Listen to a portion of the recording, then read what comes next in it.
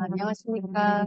네, 여기 제가 준비한 질문이나 슬라이드에 접속을 하시려면 지금 화면에 보이시는 QR코드 접속하셔도 되고요. 그냥 그러니까 보기만 하겠다라고 생각하시면 그냥 이제 편안하게 보기만 해도 될 것 같습니다.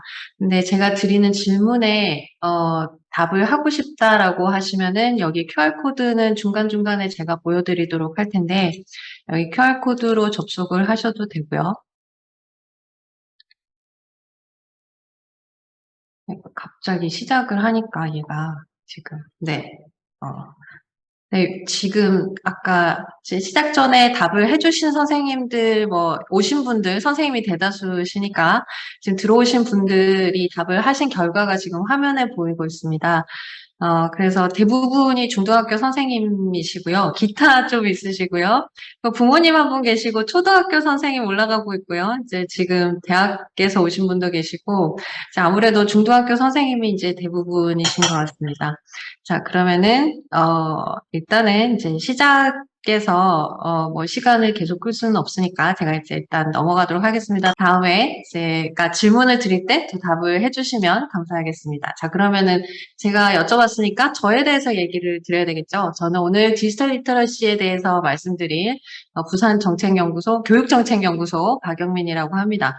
선생님들이시면은 중등학교, 초등학교 선생님들이시면은 이렇게 얘기하면은 이렇게 얘기를 하실 텐데 지금 또 약간 제가 오늘 성격이 강의와 강연에 좀 그 중간 지점쯤이 아닐까라고 생각을 했거든요. 그래서 초등, 중등 선생님이 아닌 분들이 볼 때는 요렇게 얘기를 드리는 게 더 좋을 것 같아요. 디지털 세상을 사는 과학적 태도에 대해서 말씀을 드릴 거고요. 저는 디지털 이주민, 그래서 태어날 때부터 디지털 기기를 가지고 태어난 게 아니라 이제 나중에 살면서 배운 거죠. 그렇지만 디지털 문해력에 대한 전문가라고 말씀드릴 수 있을 것 같습니다. 제가 지금 말씀드린 여기 이제 연구원이라는 것과 지금 디지털 문해력 전문가라는 거, 디지털 이주민이라는 거는 저를 나타내는 저의 이제 정체성이겠죠. 그래서 오늘 정체성에 대한 이야기도 좀 이따가 또 나올 거라서 제가 먼저 여러분이 어떤 그 정체성으로 여기 들어오셨는지 먼저 여쭤봤고요. 그리고 저에 대해서 말씀드렸습니다. 자, 그리고 휴대폰으로 혹시 접속을 하셨다면, 아래쪽에 화면에 Q&A라고 이제 그 버튼이 보이실 텐데, 거기 누르시고 질문을 바로 거기다 쓰셔도 됩니다. 여기에 좋은 점은 익명이기 때문에 그냥, 나를 밝히지 않고 묻고 싶어 라고 하시면 여기 물어보시면 되고요. 또는 여기, 그 줌의 채팅창에다가 질문을 남겨두셔도 괜찮겠습니다. 지금 화면은 다 많이들 안 켜시기는 했는데, 켜주신 분들 되게 감사드리고요. 켜주시면은 제가 조금 도움이 되는 거죠. 그래서 선생님들이 어떤 반응을 보이시는지 정말 바로 직접적으로 볼 수 있기 때문에, 불편하시면은 뭐 괜찮습니다만, 자, 그리고 질문 남겨주시고요. 익명일 건지, 익명이 아닐 건지 판단을 하시고, 오늘 뭐 크게 중요한 질문은 이렇게 익명이어야 되는 질문 아니겠지만, 이렇게 판단하시고 남겨주시면 되겠습니다. 자, 그거에 대한 이야기는 또 나중에 이제 계속 하기로 하고요. 여러분들 오늘 오신 분들이 교실이든 학교든 또는 이제 집에서 보시든 이런 장면이 굉장히 익숙하실 텐데, 이런 친구들 이제 아이들이 다 이제 기기를 손에 다 가지고 이제 굉장히 잘 알고 있을 것 같은데, 그래서 이제 저 아이가 조금 저렇게 안 했으면 좋겠는데 라고 마음이 있으시잖아요? 그래서 그냥 하지 마! 라고만 얘기를 하시는데, 나는 어떻게 이 아이와 대화를 해야 될까 고민이 많으실 것 같아요. 그래서 오늘과 내일 이야기를 쭉 들어보시고, 대화를 조금 더 쉽게 또는 교육을 좀 더 효율적이게 이제 하실 수 있을 것 같습니다. 자, 그래서 이게 이제 굉장히 중요한 이슈이기도 하고 해서 이제 교육부에서 새로 만드는 교육과정에 굉장히 중요한 키워드로 꼽고 있는 게 환경에 관한 이야기, 그리고 민주시민교육이라는 키워드, 그리고 또 중요하게 여겨지고 있는 게 디지털 기초 소양 강화라는 게 이제 새로 들어가는 교육과정에 있습니다. 그런데 교육과정을 봤을 때 이게 디지털 소양이 무엇인지 그 정의에 대해서 정확하게 남겨주지는 않으셨어요. 그래서 굉장히 교과서를 그 다음에 만들어야 되는 사람들이라든지 아니면 교육을 이제 그 운영해야 되는 사람들 입장에서는 조금 불편한, 이제 헷갈리는, 모호한 이런 이제 입장이 될 수가 있겠죠. 그렇지만 이것보다 이전에 그 부산에서 디지털 리터러시라는 교과서를 저희가 코로나 이전에 생각을 해서 이제 이후에 이제 완성을 했던 그런 교과서를 지금 오늘 여러분들과 이야기를 하게 되었습니다. 그래서 지금 중학교에 계시는 선생님들은 이 교육과정을 도입하고 싶다라고 하시면은 시마스와 이야기를 한번 해보시면 좋을 것 같고요. 이제 고등학교 선생님이나 초등학교 선생님들은 이 교과서를 구입을 하셔서 또는 오늘 PDF 받으셨잖아요. 그래서 거기서 참고를 하셔서 교육에 활용을 하시면 될 것 같습니다. 자, 디지털 리터러시 중학교 교육과정에는 이 교과서에는 네 가지 그 단원이 있어요. 네 가지, 화면에 보시는 네 가지 단원이 있는데, 이 네 가지 단원 중에서 오늘 제가 말씀드릴 단원은 첫 번째, 세 번째 단원이에요. 그래서 아름다운 디지털 세상 만들기, 함께 소통하고 협업하기. 제가 오늘 이야기를 할 때는 여러분들이 그렇지, 이게 중요하지, 맞아, 맞아, 이거 내가 몰랐네, 뭐 이렇게 그냥 모르고 그냥 썼네, 뭐 이런 것들이 있을 거고요. 내일 이성철 선생님 지금 여기 화면에 보이실 텐데 이성철 선생님과는 거대한 정보의 도서관 인터넷 그리고 디지털 기술과 살아가기라는 주제로 이야기를 하실 텐데 오, 이런 게 있었어? 이런 게 있구나. 이런 생각을 하실 것 같습니다. 오늘 제가 말씀드릴 요 두 가지 그 단원, 첫 번째, 두 번째 단원은 아름다운 디지털 세상 만들기는 나의 집중이 될 거고요. 함께 소통하고 협업하기는 나와 당신, 그리고 나와 우리의 관계에 대해서 이제 집중을 해서 생각하시면 될 것 같아요. 자, 첫 번째 단원은, 모든 단원은 두 가지의 중단원으로 구성이 되어 있고요. 그래서 1단원 교과서 1단원에는 아름다운 디지털 세상 만들기에는 안전과 두 번째 성숙에 대한 이야기가 있습니다. 그래서 그 세 번째 단원, 소통하고 협업하기에는 디지털 소통을 어떻게 할 것인가 라는 것, 그 다음에 이제 좀 더 크게 이야기를 해서 협업에 관한 이야기를 하고 있습니다. 자, 첫 번째 단원에 지금 제가 오늘 그 이야기를 할 거를 이렇게 중단원을 중심으로 해서 이야기를 풀어갈 거고, 각각은 세 가지 꼭지가 있거든요. 지금, 오늘 연수들 많이 들으셔서 이제 뭐 좀 익숙하시겠지만, 연수 듣다가 이거 언제 끝나나 내가 어디쯤 왔지? 라는 생각이 드실 때는 여기 왼쪽 하단에 있는 점을 보시면 어디쯤 왔는지 아실 수 있을 겁니다. 제가 이제 점을 색칠을 해가면서 진행을 할 거거든요. 그래서 이제 다 돼 가는구나, 네, 어디쯤 왔구나 이렇게 이제 이해를 하시면 될 것 같고 제가 그 점을 이용을 하는 것도 효과적인 디지털 소통을 위해서 선택한 방법인 거죠. 그리고 지금 멘티미터를 쓴다라는 것도 제가 여러분들과 소통을 하면서 지금 이야기를 하기 위해서 멘티미터를 쓰고 있는 거거든요. 그래서 지금 만약에 여기 또 다시 들어오고 싶다라고 하시는 분들은 아까 줌 채팅창에 남겨놓은 요 링크가 남겨져 있을 텐데 그쪽으로 들어가셔도 되고요. 요 코드로 들어가셔도 되고요.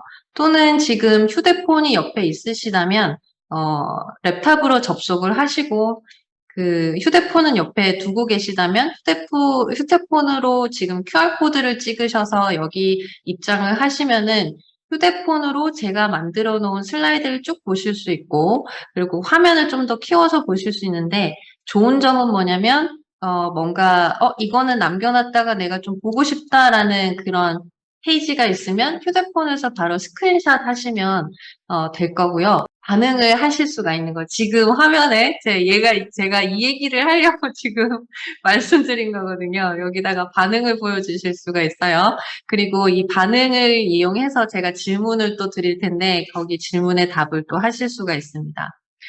자, 첫 번째 꼭지로 넘어갈게요. 디지털 발자취와 평판이라는 건데, 발자취를 봐주시면 좋겠어요. 발자취, 발자국.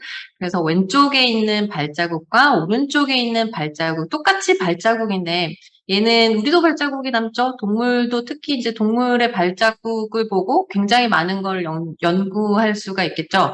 그 환경이나 이 아이가 뭐 무게가 얼마인지, 뭐 상태가 어떤지, 어디로 가고 있는지, 뭐 어떻게 뭐 걸어가는지, 뛰어가는지 뭐 이런 것들을 알 수 있을 텐데, 디지털에 남겨져 있는 나의 발자취에도 그런 것들을 알 수가 있는 거죠. 알 수가 있는데 이 발자취 두 가지의 차이는 뭐냐면 동물의 발자취는 동물 자기가 남기는 거잖아요. 디지털 발자취는 여기 있죠. 다른 사람이 나를 태그했을 때도 남게 되고요. 마찬가지로 내가 다른 사람의 그 발자취를 남길 수도 있는 거죠. 그래서 굉장히 많은 발자취가 남는데 내가 알지 못하는 그런 발자취도 남을 수가 있겠죠. 그리고 온라인 상황에서는 이게 지워지는 것이 굉장히 힘들다는 거 알고 계시잖아요. 그래서 이제 이 발자취를 지우려고 막 애쓰는 사람들도 있고, 누군가가 돌아가셨을 때 그분의 자국을 다 없애고자 하는 노력이 있거나, 뭐 엠번방의 이야기도 또 관련이 있는 그런 부분이겠죠. 그래서 그 어떤 관련된 업종도 생기기도 하고 그런데 굉장히 힘들죠. 굉장히. 그래서 범죄도 생기기도 하고 그래서 이 발자취들이 다 모여서 뭐가 되냐면 평판이 되는 거예요. 그래서 디지털에서 생기는 평판, 그래서 오프라인에서는 상관없겠지라고 생각을 하지만 디지털에서 생긴 평판 때문에 공무원 시험에 합격했다가 떨어지기도 하고요. 하버드 대학에 합격했다가 떨어지기도 하고 그런 일도 생기는 거죠. 그래서 자기의 평판을 관리를 할 필요가 있다. 그게 이제 평판이 되는 거는 발자취가 모여서 평판이 되고 있다. 그래서 발자취와 평판을 이야기를 할 때 또 우리가 빼놓을 수 없는 게 정체성에 대한 이야기죠. 자, 이분은 여기 오신 분들은 다들 아실 텐데 이 KBS 기자 이분 눈에서 이렇게 하면서 이제 이름과 뭐 찰떡이가 굉장히 이야기가 많았었잖아요. 이분의 그 이메일 아이디가 웨이팅이었잖아요. 굉장히 이제 뇌리에 딱 기억에 남아서 잊혀지지가 않는 거죠. 이분의 정체성을 정말 분명하게 보여주는 그런 이메일 아이디라고 생각을 하는데요. 이 아이디를 만드는 과정, 이것도 역시 디지털 평판을 만드는 것, 디지털 세상에서 나의 정체성을 만드는 것 관련이 있는 거죠. 처음에 선생님들께 제가 여러분들은 어떤 게 제일 자기를 잘 나타내는 것 같습니까? 라고 물어봤던 거. 그 중에서 하나만 자기를 나타내는 건 아니겠죠. 그래서 여기 계시는 분들 아는 분들도 있을 수도 있고, 근데 요즘 청소년들은 이 친구를 굉장히 잘 알 것 같아요. 그래서 이 친구가 이거 교과서에 나오진 않는데, 이 친구가 한 사람이에요, 다. 이 친구들이 한 사람인데, 이 6개의 캐릭터 부캐라고 하죠. 이제 캐릭터를 가지고 그 유튜브에서 활동을 하고 있는 거죠. 굉장히 이제 서로 이 사람과 이 사람이 같은 사람인가라는 생각이 들 정도로 하고 있는데, 디지털 세상에서 아이들이 알고 보면 이렇게 여러 가지의 부캐를 가지고 활동을 하고 있는 친구들도 굉장히 많을 거예요. 그래서 그런 것들에 대해서 이야기를 하는 것도 좋을 것 같고요. 그렇게 생각을 하다 보면 혹시나 아이들이 어디에 나쁜 데 빠지진 않을까? 혹시나 범죄에 관련이 있을 수 있진 않을까? 뭐 걱정도 많이 하실 텐데 그것과 관련된 거는 개인정보와 비밀번호겠죠. 네. 화면에 보이는 그 정보들이 다 개인정보에 포함이 되는 것들이잖아요. 여기에.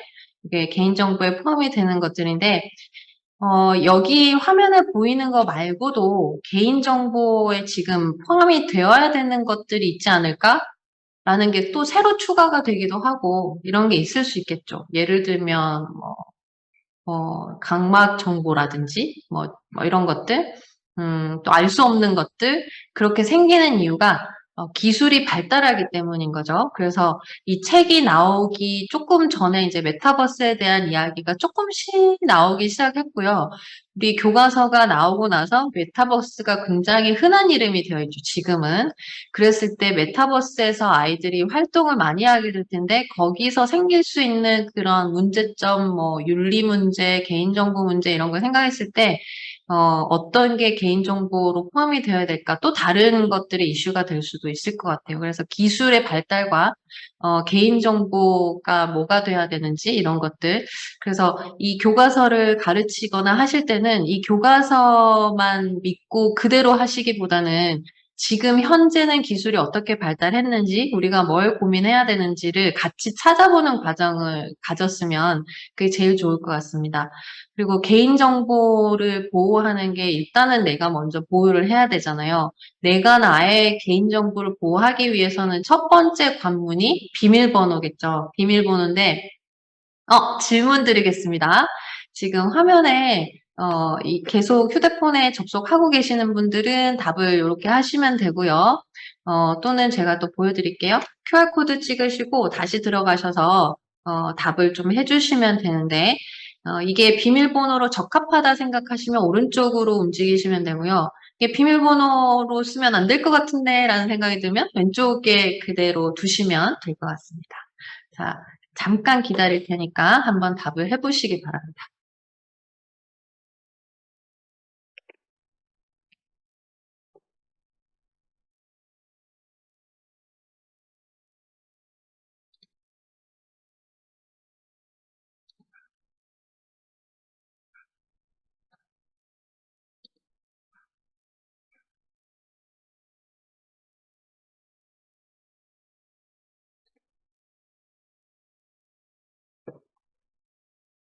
자, 네. 지금 화면에 그 결과를 실시간으로 보고 계시잖아요. 지금 거의 40분이, 40분이 답을 지금 하고 계신데, 제일 아래쪽에 있는 거는 괜찮다라고 말씀하시고, 나머지는 평균적으로 봤을 때 나쁘다 쪽에 가 있습니다. 그죠? 그래서 첫 번째가 나쁜 거는 다들 눈으로 딱 보니까 아시겠죠? 두 번째가 나쁘다고 얘기를 하신 분들도 있고, 아니다라고 하신 분들도 있는데, 이거는 지금 홍길동을 영어 자판으로 쳤을 때 나타나는 알파벳이거든요. 자, 이런 식으로 남들은 모르겠지라고 생각하는 이런 것들도 조심해야 될 거고, 그리고 세 번째 있는 거는 자판 위치도 잘 봐야 되는 거예요. 그래서 자판에서 쭉 그대로 위에서 제일 위에 쪽 숫자 키 아래쪽에 있는 거기 있는 자판들을 차례대로 쭉 쓰면 이렇게 되는 거죠. 이런 식의 방법도 좋지는 않다. 그리고 이제 제일 마지막에 있는 거는 랜덤으로 그냥 제가 아무거나 이제 친 건데, 알파벳, 대문자, 소문자가 다 있고, 숫자가 있고, 그 특수 기호가 있잖아요. 다 조합은 맞기는 한데, 이 아이의 문제는 뭐냐면, 내가 기억을 못한다는 거죠. 내가 기억을 못하면 어딘가에 적어놔야 되거나 뭐 이런 일이 생긴단 말이죠. 그러면은 이 비밀번호를 도대체 어떻게 해야 되냐. 선생님들 학교에서 이제 수업을 하실 때 제일 지금은 기기를 많이 보급을 하고 있잖아요. 교육청에서. 근데 제일 큰 문제가 뭐냐면 로그인하는 게 제일 큰 문제실 거예요. 어떤 방법을 쓰든 어떤 플랫폼을 쓰든 어떤 앱을 쓰시든지 간에 그랬을 때 이제 이 문제를 그 로그인하는데 한 달, 두 달 걸리는 경우도 있고 되게 많으실 텐데 비밀번호가 굉장히 이제 기본적인 것 같은데 잘 안 되는 부분인 거예요. 근데 비밀번호에 대한 우리가 가지고 있는 상식이 이것도 역시 계속 바뀌어요. 그래서 비밀번호에 제일 일가견 있으신 분 말씀이 비밀번호 지금까지 뭐 6개월 단위로 주기적으로 바꿔줘야 된다라고 했는데 연구 결과를 보면은 주기적으로 바꾸는 게 더 나쁘다는 이야기를 하고 있어요. 그래서 그런 것들도 사실은 업데이트가 우리의 상식에 업데이트가 좀 필요할 것 같고요. 제가 화면에 어떤 예를 보여드리겠습니다. 우리 교과서에도 이런 활동이 나와 있어요. 비밀번호를 만들어 보는 활동. 이걸 친구들과 공유해서는 또 안 되긴 하겠지만, 자기만의 그런 패턴을 가지고 있으면 좋겠죠? 근데 이 패턴은 저한테는 도움이 안 돼요. 왜냐면 나는 고양이를 키우지 않거든요. 그래서 어떤 고양이를 키우는 이런 친구가 자기 인생의 고양이가 제일 중요하다. 이렇게 했을 때 이 고양이가 있는 이 문장을 가지고 비밀번호를 만들어 본다든지 이런 문장을 만들어 보는 그런 활동을 하거나 어떤 패턴을 뭐 좋아하는 연예인의 특징, 자기가 알고 있는 특징 여러 가지를 조합을 한다든지 뭐 이런 그런 나름의 방법을 이제 이런 창의성이 필요한 과정인 거죠. 이거를 기억을 해 놓으면 본인은 기억을 할 수 있고 남들은 기억 못하는. 또 문제는 뭐냐면 지금 플랫폼을 굉장히 많이 쓴다는 거죠. 앱도 굉장히 많고 비밀번호가 너무 많아야 되는데 똑같은 비밀번호를 공유를 이렇게 다 똑같은 비밀번호를 모든 플랫폼에 써서는 또 좋지 않은 거죠. 그래서 이런 식으로 이제 그 변형해서 쓸 수 있는 그런 아이디어를 부모님이면 자녀분들과 이야기를 해보면 좋을 것 같고, 수업 시간에 이거를 하신다면은 이제 또 이런 아이디어에 대한 이야기들을, 1시간은 충분히 할 수 있을 것 같아요. 이렇게 이야기를 해보면 좋을 것 같습니다. 비밀번호에 대한 이야기만 하더라도. 그러면 또 아까 말씀드린 것처럼 개인정보 그 비밀번호를 주기적으로 바꾸는 게 좋은 방법은 아니다. 근데 관공서에서는 지금 계속 바꾸라고 하고는 있죠. 그런 정보가 업데이트가 되지 않아서 그런 문제일 것 같고요. 그래서 검색을 해보면 비밀번호라고만 치더라도 이런 지금 2단계 인증하는 거는 또 조금 굉장히 좀 보편화되고 있는 중이잖아요. 그래서 이런 기술이 어떻게 발달을 하고 있는지, 이 기술이 왜 발달을 하는지, 이런 기술 우리가 어떻게 적용이 되고 있는지, 실생활에서 어떻게 쓰고 있는지, 그러면은 2단계 인증을 하게 되면 비밀번호에 대한 그런 압박감에서 조금 우리가 자유로울 수는 있겠죠. 그냥 어쨌든 이런 것들 비밀번호가 너무 힘들면은 그걸 어떻게 좀 쉽게 기억을 하고 이런 아이디어를 내서 뭔가 스타트업을 만들어가는 친구들이 있을 수도 있고 그래서 다양한 이야기를 하실 수 있을 것 같습니다. 자, 다음 꼭지로 넘어가겠습니다. 디지털 밸런스와 자기조절 능력인데 디지털 밸런스라는 거는 디지털 이 교과서에 나와 있는 용어고요. 중간중간 제가 보여드리는 데이터들은 교과서 밖에 있는 것들도 조금 있으니까 교과서에 왜 없지? 라고 생각하지 마시고 이게 계속 우리가 교과서 출판하고 나서도 뭔가 새로운 그런 연구들 찾게 되고 뭐 이렇게 되니까 제가 오늘 보태서 말씀드리고 있습니다. 디지털과 아날로그의 라이프의 밸런스를 맞춘다 이런 개념입니다. 지금 화면에 보시면 화면에 보이는 이 여자분을 혹시 기억하시는 분 있을 수도 있을 것 같은데 영국에서 이런 연구를 했대요. 그래서 나중에는 우리가 이런 식의 외모를 갖게 될 것이다. 몇 년도에는 이제 이런 연구가 있다고 하는데 이게 아무래도 우리가 너무 오래 앉아 있게 되고 그리고 휴대폰이나 기기를 너무 많이 쓰게 되니까 이렇게 되는 거죠. 이게 외모의 변화만 있는 게 아니라 자, 두 번째 연구 결과를 보여드릴게요. 이것도 교과서에 있진 않아요. 자, 아래쪽에 보시면은 어떤 분이 연구를 했는지가 보이잖아요. 이분들이 연구를 했는데 지금 화면에 보이는 두 여자분 똑같은 분인데 지금 두 가지의 차이는 고개를 숙이고 있다, 고개를 숙이지 않는다 이 차이밖에 없습니다. 다른 차이는 없죠. 그래서 우리 뇌가 아래쪽으로 떨어져 있다 또는 위를 향하고 있다 두 가지밖에 없는데 이 상황에서 어떤 생각이 나냐라고 물었을 때 그 관련된 단어들을 제가 양쪽에 적어놨죠. 그래서 고개가 이렇게 떨어져 있을 때 아무래도 부정적인 단어나 부정적인 기분이 들더라라는 연구 결과입니다. 그러면 왼쪽에 있는 자세 굉장히 익숙하시죠? 어디서 보셨나요? 이제 본인들도 이렇게 하고 계시죠? 선생님들도 이렇게 하는 경우가 있죠. 나도 모르게 이제 이렇게 되고 있잖아요. 아이들도 이렇게 하고 있고. 그래서 이제 이 휴대폰을 때문에 너무 오랫동안 이렇게 되면은 감정적으로도 우리가 힘들어질 수 있다라는 건강에 해칠 수도 있다라는 이야기고요. 또 질문이 있습니다. 퀴즈 나갑니다. 자, 수학 시험을 친 지금 화면에 제가 설명을 드리면서 QR코드 다시 보여드릴게요. 수학 시험을 치는 상황이에요. 그런데 제가 선택지 4개를 드렸는데 상황은 다 달라요. 세 가지가. 휴대폰을 중심으로 생각을 할 건데 휴대폰은 근데 모두 다 꺼져 있습니다. 꺼져 있는 휴대폰을 책상 위에 바로 옆에 두고서 시험을 친다라는 거. 두 번째는 휴대폰을 가방 안에 넣고 가방은 옆에 걸려 있는 상황. 그리고 세 번째는 휴대폰이 꺼져 있긴 한데 선생님이 가지고 갔어요. 그래서 내 눈앞에 보이지 않는 거죠. 그런 상황, 세 가지 상황입니다. 세 가지 상황에서 지금 뭐죠?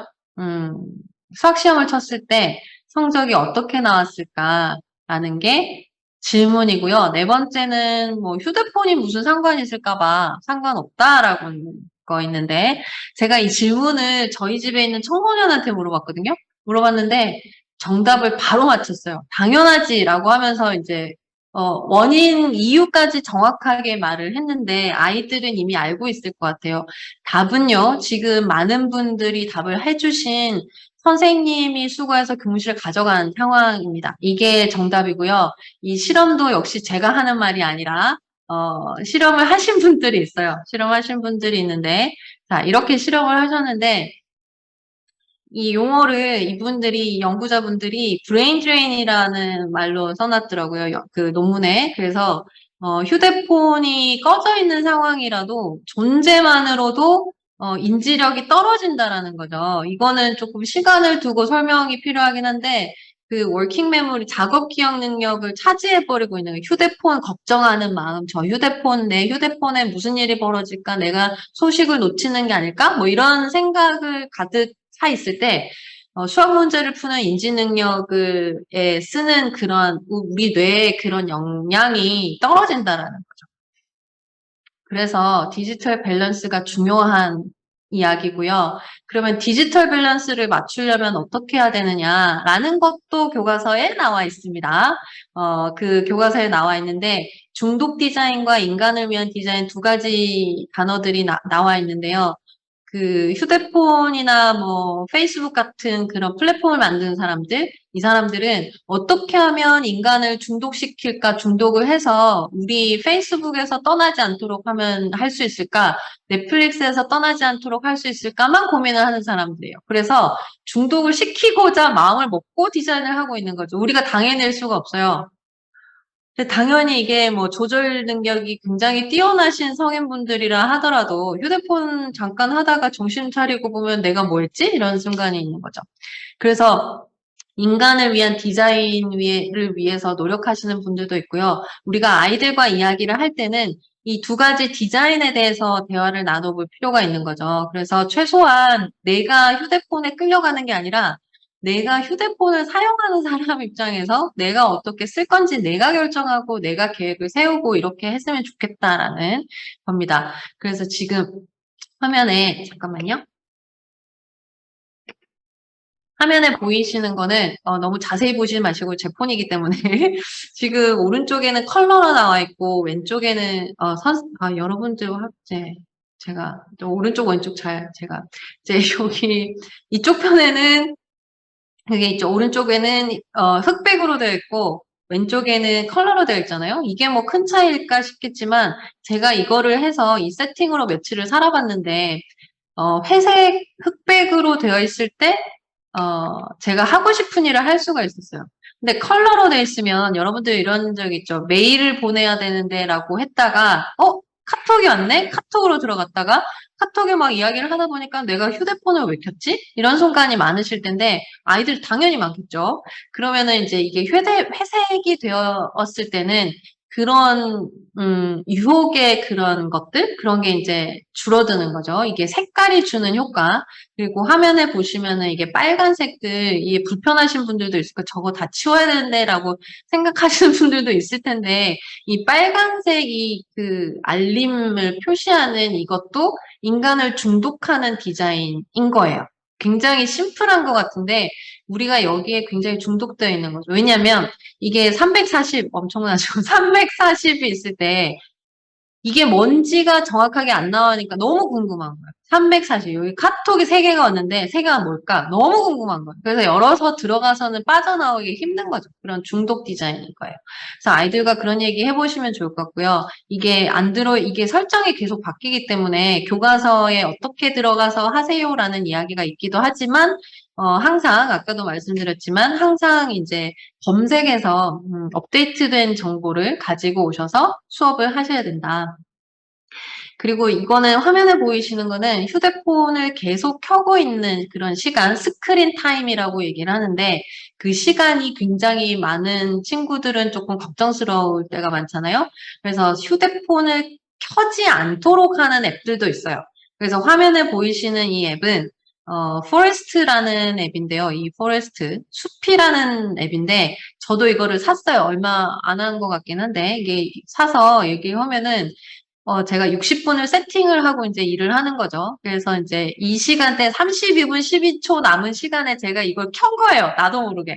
켰더니 이 앱이 하는 말이 휴대폰을 내려놓아 주세요. 뭐 이렇게 얘기를 하는 거예요.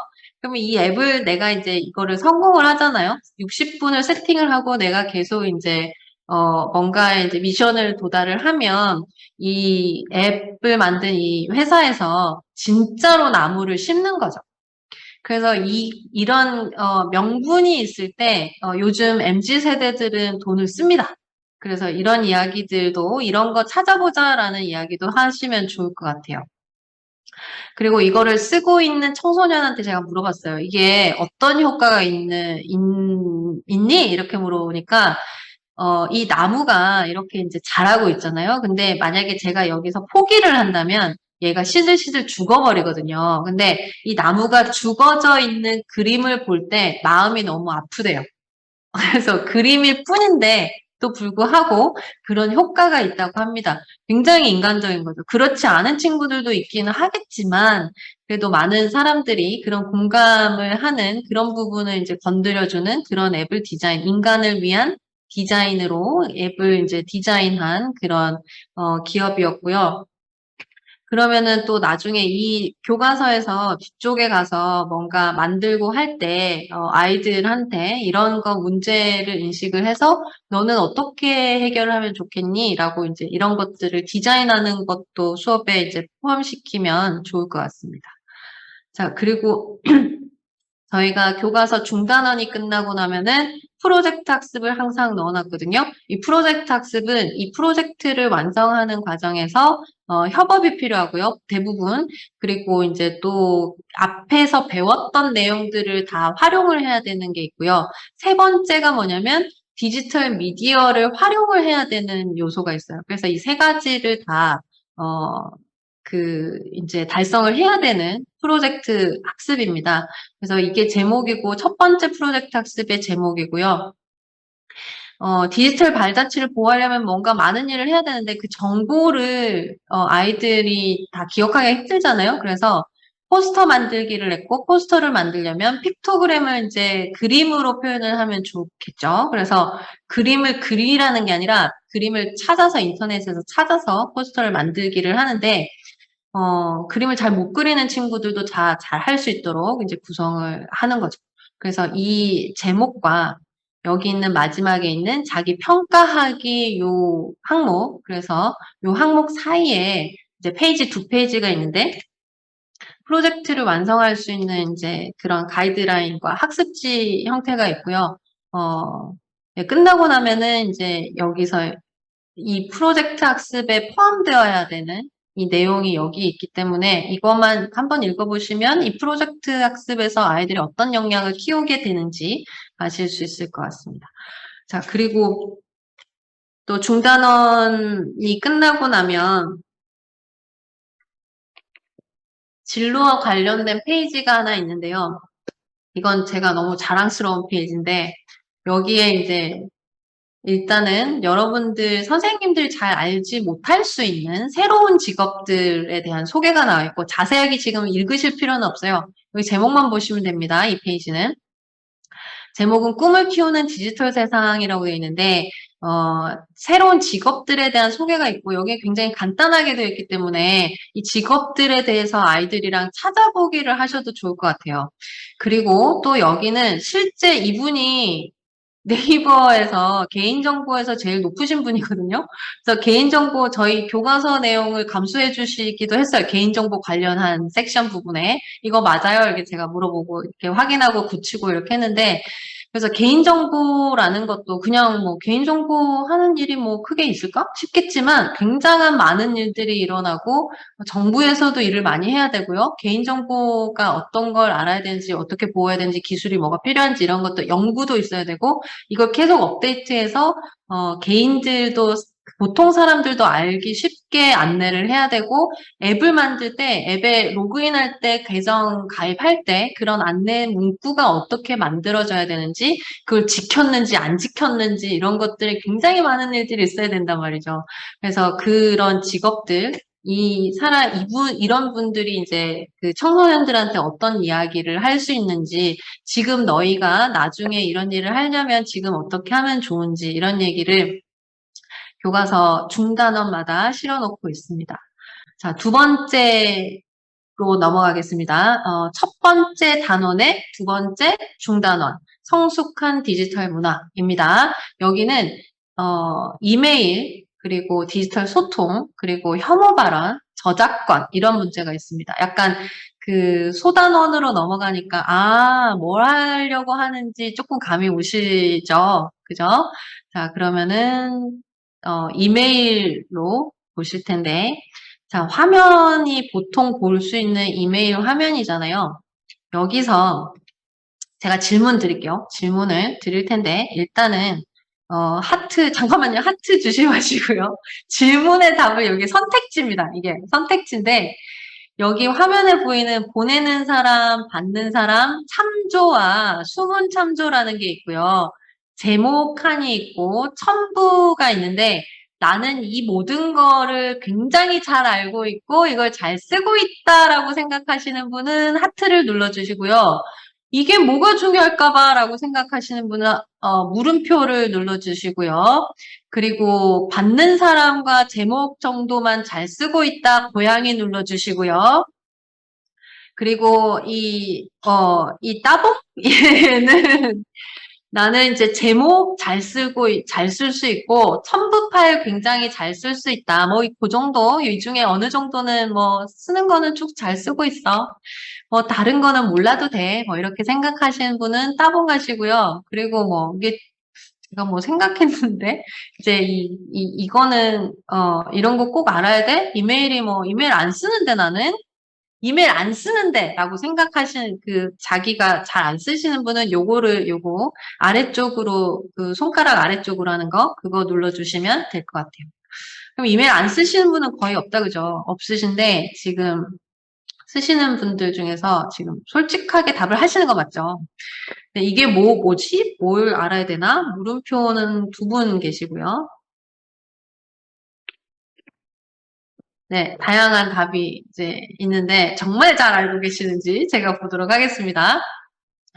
제가 장학사분들이나 뭐 교육부의 연구사분들이나 보면은 이 수문 참조 잘 못 쓰시는 분들 굉장히 많아요. 아직까지 굉장히 많으신데 이메일을 학교에서는 또 많이 쓰는 편은 아니죠. 지금 한국에서는 많이 기업에서는 많이 쓰실 텐데 교육청이나 학교에서는 그렇게까지 많이 쓰진 않는 거죠. 그래서 잘 모르는 경향이 있어요. 근데 수문 참조가 굉장히 중요한 부분인데요. 수문 참조에는 나만 알 수 있어요. 내가 보내는 사람이에요. 제가 보내는 사람이고 받는 사람이 지금 오늘 오신 분들 다 이메일을 받는다고 칩시다. 그러면은 제가 오늘 오신 분들 이메일을 다 수집을 해서 수문 참조에 다 넣어요. 그러면은 여러분들은 서로서로의 이메일을 볼 수가 없어요. 저만 알고 있어요. 저만 보이고 여러분들은 저의 이메일을 받았을 때 저의 이메일과 본인의 이메일만 보이는 거죠. 그러면 무슨 효과가 있냐면 개인정보를 보호하는 효과가 있는 거예요. 이메일도 개인정보에 포함되기 때문에 개인정보를 함부로 보여주지 않는, 그리고 이메일을 열었을 때 굉장히 깔끔하죠. 100명이 있다. 100명이 쭉 있으면은 굉장히 불편하죠, 마음이. 그래서 그런 효과가 있는 거예요. 그래서 수문 참조 굉장히 잘 알고 쓰셔야 되고요.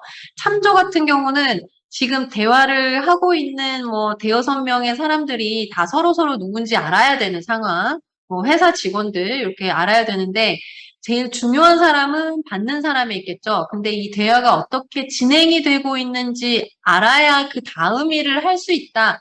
그런 사람들은 참조에 들어가는 게 좋죠. 그렇게 되면은 대화 진행은 보고 있는데 굳이 대답은 안 해도 되는 그런 상황이고요. 받는 사람 같은 경우는 지금 직접적으로 대화를 하고 있는 사람이기 때문에 정보를 묻고 답하고의 과정이 계속 있어야 되는 그런 상황일 것 같아요. 그리고 제목은 쓰실 때는 길게 쓰면 안 되고 이거에 요약본이 들어가야 되겠죠? 굉장히 깔끔하게 이제 제목을 생각해서 넣어야 되는데 대충 쓰거나 아니면 제목 없음 이렇게 하면은 소통을 늦추는 일이 되고 효율성이 떨어지게 되는 게 되고 그 회사라든지 학교라든지 이렇게 하면은 결정을 해야 되는 사람이 결정이 늦어지는 굉장히 나쁜 효과가 있는 거예요. 그래서 이 모든 부분을 다 알고 있어야 되는 거고요. 첨부 파일도 역시 첨부 파일 이름을 정확하게 그 첨부 파일이 뭘 가지고 있는지를 나타내는 말로 적어놔야 되는데 아무 숫자나 뭐 이런 것들로 들어가는 거를 첨부를 해버리는 거는 상대방을 배려하지 않는 그런 태도일 거고요. 그리고 아이들도 이거 서명은 쓸 수 있을 텐데 본인이 어떤 정체성을 가지고 있는지 여기다가 서명을 여기 그 설정에 들어가셔가지고 만들어 놓으면은 모든 이메일에 그 명함이 붙어서 같이 간다라고 생각하시면 될 것 같아요. 네, 이메일만 하더라도 제가 1시간은 이야기를 할 수 있는데 이 정도는 좀 알고 쓰는 게 좋겠다라고 아이들과 이야기를 하는 게 꼭 필요합니다. 왜냐면 대학 가면 이메일 굉장히 많이 쓰거든요. 네, 교수님 제 성적이 왜 이런가요? 이렇게 얘기를 해야 되는데 제목 없음으로 두고 교수님 안녕하십니까? 저는 누구누구입니다도 없이 아이들이 그냥 교수님 제 이 성적이 왜 B지요? 이렇게 보내는 아이들이 있고요. 과제를 제출을 해야 되는데 첨부 파일만 딸랑 붙여가지고 제목 없음에 교수님 안녕하십니까? 누구누구입니다도 없이 그렇게 보내는 아이들이 굉장히 많거든요. 저도 그렇게 많이 받아봤고 그래서 가르칠 수 있는 그런 기회가 있으면은 반드시 가르쳐야 되는 부분이라고 생각합니다. 자, 화면에 보시면은 요게 그 이메일이나 디지털 소통 예절 원격 학습하면서 디지털로 많이 전환이 되긴 했는데 예절에 관한 이야기는 선생님들도 아무도 배운 적이 없어요. 우리도 배운 적이 없는데 가르치려니까 속이 답답하셨던 그런 기억이 있으시잖아요. 그래서 제가 여기다가, 채팅창에 보내드릴 텐데, 지금은 또 우리가 시간이 없으니까, 네. 여기 채팅창에 제가 주소를 보내드리도록 하겠습니다. 이거 주소를 보내드리는데 한글까지 다 치셔야 돼요. 이 한꺼번에 이렇게 지금 여기가 링크가 하이퍼링크가 없잖아요. 얘가 줌이 한글은 인식을 못해서 그런 것 같은데 여기까지가 주소입니다. 여기까지 전체 디지털 수업 에티켓까지가 주소입니다. 여기까지 복사를 하셔가지고 나중에 쓰시면 됩니다. 이게 제가 설명해 놓은 이런 블로그이고요. 자, 그리고 두 번째 링크 나가는 거는 나중에 저장해 놓으셨다가 나중에 활용하시면 됩니다. 여기는 들어가시면은 자동 채점이 되는 그런 퀴즈가 있습니다. 퀴즈가 있어서 여기 아이들이 들어가서 이거 다 100점 받고 나와라고 하시면 되고 여기 보면은 뭐 10시 넘어서 선생님 카톡하지 않는다 뭐 이런 거 있습니다. 그래서 그런 것들을 굳이 말로 설명하실 필요 없고 기본 아니니? 이렇게 얘기를 하실 텐데 아이들은 몰랐어요 이렇게 하면 끝이에요. 그거를 학기마다 수업마다 선생님이 얘기하셔야 되잖아요. 그런 수고를 덜어드리기 위해서 제가 퀴즈를 만들었고요. 거기 자동 채점되기 때문에 본인이 뭐가 틀렸는지 나중에 나와요. 그래서 선생님은 그것만 100점 받았구나 확인하고 그리고 나서 제대로 못하면은 왜 그래? 이렇게 얘기하시면 돼요. 너 시험 쳤잖아. 이렇게만 하시면 되고 자, 혐오 발언으로 넘어가겠습니다. 질문 드릴게요. 답은 안 하셔도 돼요. 의사소통을 할 때 호감도를 결정하는 것 중에서 언어 말고, 말 말고, 글자 말고, 비언어적인 요소, 표정, 뭐, 제스처, 뭐 이런 거, 이런 목소리, 톤, 이런 것들이 차지하는 비율이 얼마인지 지금 마음속으로만 생각해 보세요. 비율이 얼마일까? 자, 생각하셨습니까? 숫자를? 답은 그 다음 화면에 보여드릴 건데, 숫자 생각하셨죠? 자, 답은요? 자, 93%입니다. 그러면은, 지금 여기 메러비안 효과 뭐 이렇게 아마 나올 텐데, 국어책에도 아마 나올 거고요. 그래서 여기 보시면은 언어가 차지하는 비율이 7%라고 합니다. 목소리 등등등 이런 음성과 관련되어 있지만 언어는 아닌 거 그거가 여기 있고요. 목소리 말고 표정이라든지 이런 부분이 요만큼 차지를 한다고 하는데 이 실험도 사실은 다시 했으면 좋겠다는 생각이 들어요. 이게 표집이 얼마나 어떻게 됐는지 뭐 그런 이제 특수한 상황이 있을 거기 때문에 자, 그래서 어쨌든 이게 전하는 메시지는 언어 말고 다른 요소들이 우리가 의사소통할 때 나 너 싫어. 아니면 너 좋아. 우리 관데? 뭐 이런 생각이 들 때는 언어가 아니라 목소리나 얼굴 표정 이런 요소들이 굉장히 많이 차지한다라는 거죠. 그런데 혐오 발언이라든지 사이버 불링 이런 것들이 디지털 환경에서 많이 생기는 이유가 이게 디지털 상황에서는 오해가 더 생길 수 있잖아요.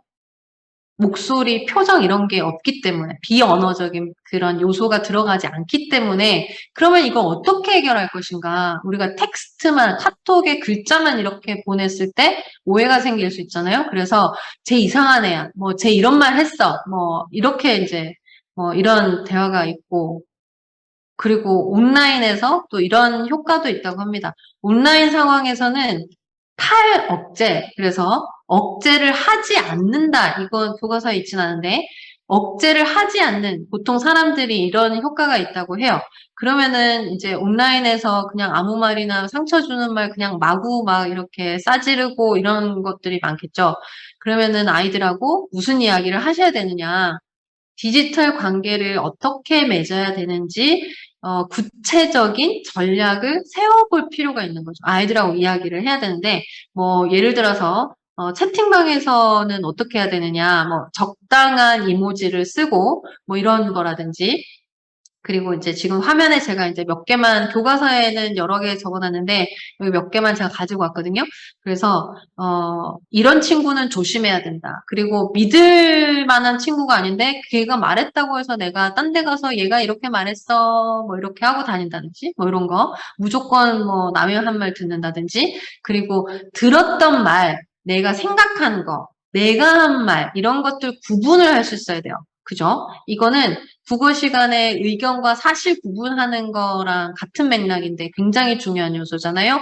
근데 아이들이 이게 헷갈려 해요. 헷갈려 하기 때문에 들은 말, 네가 생각한 말, 네가 너의 기분, 너의 생각, 너의 말 이런 것들 다 구분해서 이야기를 할 수 있도록 이야기 대화를 하실 필요가 있는 거죠. 그리고 온라인에서 문제가 생겼을 때는 오프라인에서 만나서 해결을 해보면 좋겠다. 이런 얘기도 하셔야 되고. 자, 마지막으로 쉬는 시간 갖기 전에 요 1단원의 이제 마지막 섹션 이야기하고 쉬는 시간 갖도록 하겠습니다. 자, 마지막 1단원에서 마지막 섹션은 이제 굉장히 지금 핫한 이슈잖아요. 저작권, 표절, 그리고 이제 창작의 문제. 교과서에는 1차 자료와 2차 자료의 이야기는 제가 제 기억에는 안 썼어요. 안 써놨는데, 근데 아이들은 이 용어를 선생님들 쓰셔도 좋고 안 쓰셔도 좋아요. 근데 굉장히 흔한 게 일상적으로 우리가 이걸 알아야 되는 부분인 거죠. 이제 표절 문제가 항상 뭐 뉴스에 뭐 정치인, 누구누구, 연예인, 뭐 표절했고, 뭐 어쨌고 이런 얘기만 나오지, 교육에서 어떻게 해야 되는지에 대한 고민은 없죠. 저 사람을 찾아내고 공무원 중에 표절한 사람을 다 밝혀내고 뭐 밝혀내려고 몇 억을 쓰고 그렇게 했는데 이거 진짜 있었던 일인데요. 어떤 교수한테 뭐 그 용역을 줘서 학위 논문 표절한 사람 다 찾아내라 했는데 다 찾았더니 너무 많아서 이 자료는 돈은 그렇게 써놓고서는 폐기해야 된다라고 하면서 이제 폐기를 해버리는 그런 일도 있었고요, 제 기억에. 표절에 제가 너무 관심이 많아가지고. 이제 그런 일들도 있는데, 초등학교, 중학교, 고등학교에서 이 표절에 관한 이야기를 어떻게 해야 되는지에 대한 이야기는 또 없는 거죠. 그래서 제가 지금 보고서를 그거를 쓰고 있기는 합니다. 표절에 대해서. 그래서 표절에 대한 이야기를 할 때 선생님들은 1차 자료와 2차 자료가 무엇인지 선생님들은 정확하게 알고 계셔야 아이들의 지도가 가능한 거죠. 이거에 대한 이야기를 하지 않는다 하더라도 사회과 선생님들은 잘 알고 계실 것 같은데 1차 자료는 어쨌든 누군가가 첫 번째로 만들어낸 것들이잖아요. 그래서 설문조사 결과, 내가 설문조사 만들어서 내가 데이터를 받았어. 그 1차 자료겠죠? 뭐 여기 화면에 보이는 것들인데, 사실은 얘랑 헷갈리는 부분이 있는데, 그거는 이제 곰곰이 아이들하고 오늘 이야기할 시간은 없는 것 같고요. 이제 2차 자료든 1차 자료든, 출처를 표시해야 되는, 굉장히 중요한 거죠. 그 표절, 뭐 학위 논문이 표절이다 아니다를 이야기를 할 때, 출처 표시를 한다, 안 한다가 중요한 요소 중에 하나, 그게 다는 아니고 하나입니다. 그래서 여기 접속을 하시면, 네, 또 QR코드 저 보여드릴게요. 하시면 이게 출처 표시 해야 된다, 안 해도 된다? 해도 된다, 해야 된다, 안 해도 된다? 이렇게 표시를 하면 좋겠습니다. 자, 시간이 없으니까 잠깐만 고요. 자, 벌써 16분, 7분 답을 주시고 계십니다. 자, 여기 해는 답. 이거는 알고 계시죠? 이거는 굉장히 이제 상식적이어야 되는 거 아니냐? 이렇겠지만 선생님이 가르치는 아이들은 잘 모를 수가 있어요. 그죠? 그래서 두 번째 거 있잖아요. 내가 쓴 거. 내가 쓴 거 내가 다시 쓰는데 이거는 자기 표절인 거죠. 이것도 아이들하고 이야기를 해볼 필요가 있고요. 상식적인 거의 기준은 뭘까? 이런 것도 필요하고 그 학계에서 이야기하는 기준이 있기는 하지만 이런 것들도 아이들하고 이야기를 해볼 필요는 있을 것 같아요. 어떤 게 상식이지? 이런 거. 네. 네, 지금 거의 다 답을 주신 것 같습니다. 자, 그리고 제가 이거는 아마 화면 캡처 뭐 하셔도 될 것 같고, 이게 자세히 얘기할 필요는 없고, 이건 제가 만든 순서도고요. 제가 순서도 만드는 걸 좋아해가지고, 이제 막 복잡한 거를 설명할게, 뭐, 영어에서 관사를 어를 써야 되나, 덜을 써야 되나, 뭐 이런 거 순서도 만들기 그런 거 좋아하는데, 설명하기가 힘든 거, 스스로 네가 판단해봐를 가르칠 필요가 있는 거죠.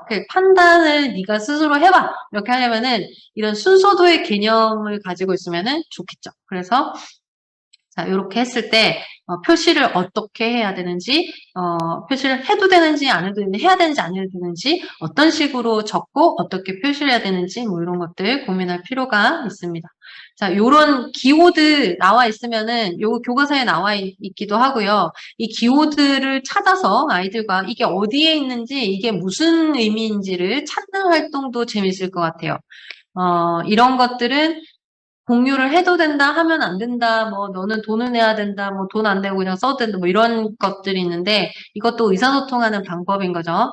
학생들이 많이들, 선생님들도 요즘은 많이들 이제 적어지긴 했는데, 제가 초반, 교직 생활 초반에는 이런 것들 되게 흔하게 있었던 일들인 거죠. 지금도 여전히 대학가에서는 이거 여전히 하고 있어요. 교수님들도 그냥 하고 있는 분들 제가 봤는데, 저러면서 사범대에 있으면 너무 위험한데, 라는 생각을 하기도 하고 이랬거든요. 폰트 같은 경우도 아이들 조심 되게 안 하잖아요? 그래서 과제로 제출하는데 폰트 뭐 아무거나 예쁜 거 막 쓰고 이런 거, 뭐 이런 것들, 그리고 이런 거, 그리고 이런 것도 되게 흔한 그런 거. 그래서 이거를 보여주기 전에 아이들하고 먼저 물어보는 거, 또 해보면 좋을 것 같고, 프로젝트 학습 역시 나와 있고요. 그리고 여기 계시는 두 번째 교수님은, 이분이십니다. 이분. 이거 하시는 분인데, 디지털 포렌식 수사를 하시는 분인데, 요즘 뭐 그런 영화나 이런 데 있어서 아이들 관심 많을 것 같고, 그거를 가르치는 분이기 때문에, 이런 것도 학과가 있나? 라고 몰랐던 아이들도 선생님들도 있을 것 같아서, 이런 이야기도, 그리고, 여기 인터뷰했던 그런 분들을 검색을 해서 그분들이 무슨 일을 정말 하고 있는지, 이런 거 또 찾아보는 것도 재밌을 것 같아요. 자, 그러면은 잠깐 쉬는 시간 가지고요. 쉬는 시간을 10분 정도 하면 될 것 같은데, 그죠? 10분 쉬었다가 화장실 갔다 오시고 그 다음 두 번째 단원으로 넘어가도록 하겠습니다.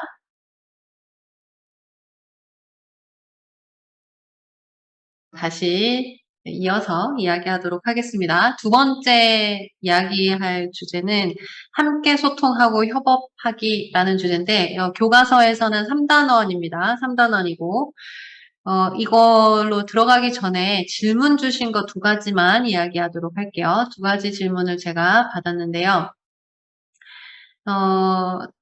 아까 비밀번호 이야기를 할 때 주기적으로 바꾸는 게 좋지 않다고 했는데 그 까닭이 무엇일까요? 라고 김진희 선생님 질문하셨는데 제가 정확한 레퍼런스가 지금 기억이 안 나서 여기다가 넣진 않았는데요. 아까 그 교과서에서 인터뷰했던 네이버 개인정보 책임자분 그분의 포스팅을 제가 최근에 봤는데 거기서 봤더니 그분이 이제 한심한 연구를 이렇게 이제 레퍼런스를 이야기하시면서 자주 바꾸는 것보다 자주 바꾼다고 해서 해킹당하거나 뭐 사고가 나거나 이런 비율이 떨어진다는 아니라는 거죠. 아니고 그것보다는 중요한 건 뭐냐면 비밀번호의 길이나 복잡하다라는 거, 복잡성이 더 중요하다라는 이야기를 하셨고 연구 결과니까 연구를 어떻게 했는지 좀 논문을 제가 보진 않아서 그런 뭐 여러 가지 세팅을 해서 이제 확인을 했겠죠. 그래서 결과를 봤을 때 자주 바꾸는 게 이제 효과가 좋다라는 건 아니다. 그것보다는 복잡하게 하고 길게 했으면 좋겠다라는 건데, 그렇게 했을 때 문제는 뭐냐면, 나도 기억 못한다라는 게 이제 문제잖아요. 그렇기 때문에 아까와 같은 그런 나만의 패턴을 만들어가는 그런 과정이 필요할 것 같다. 그래서 교실에서 한 번만 만들어 보더라도, 그 똑같은 패턴을 쓰지 않아도 아이들이 나중에 성인이 되어서도 만약 필요하다면 계속 패턴을 만들어야 되겠구나라는 생각은 하겠죠. 그런 게 중요할 것 같아요. 그리고 지금 제가 화면 지금 공유되고 있죠? 지금 질문을 또 한 가지를 주셨어요. 여기 휴대폰으로 멘티민터 접속을 하셨다면 거기에 질문 남기시는 부분이 있거든요. Q&A 버튼이 있을 텐데 아래쪽에.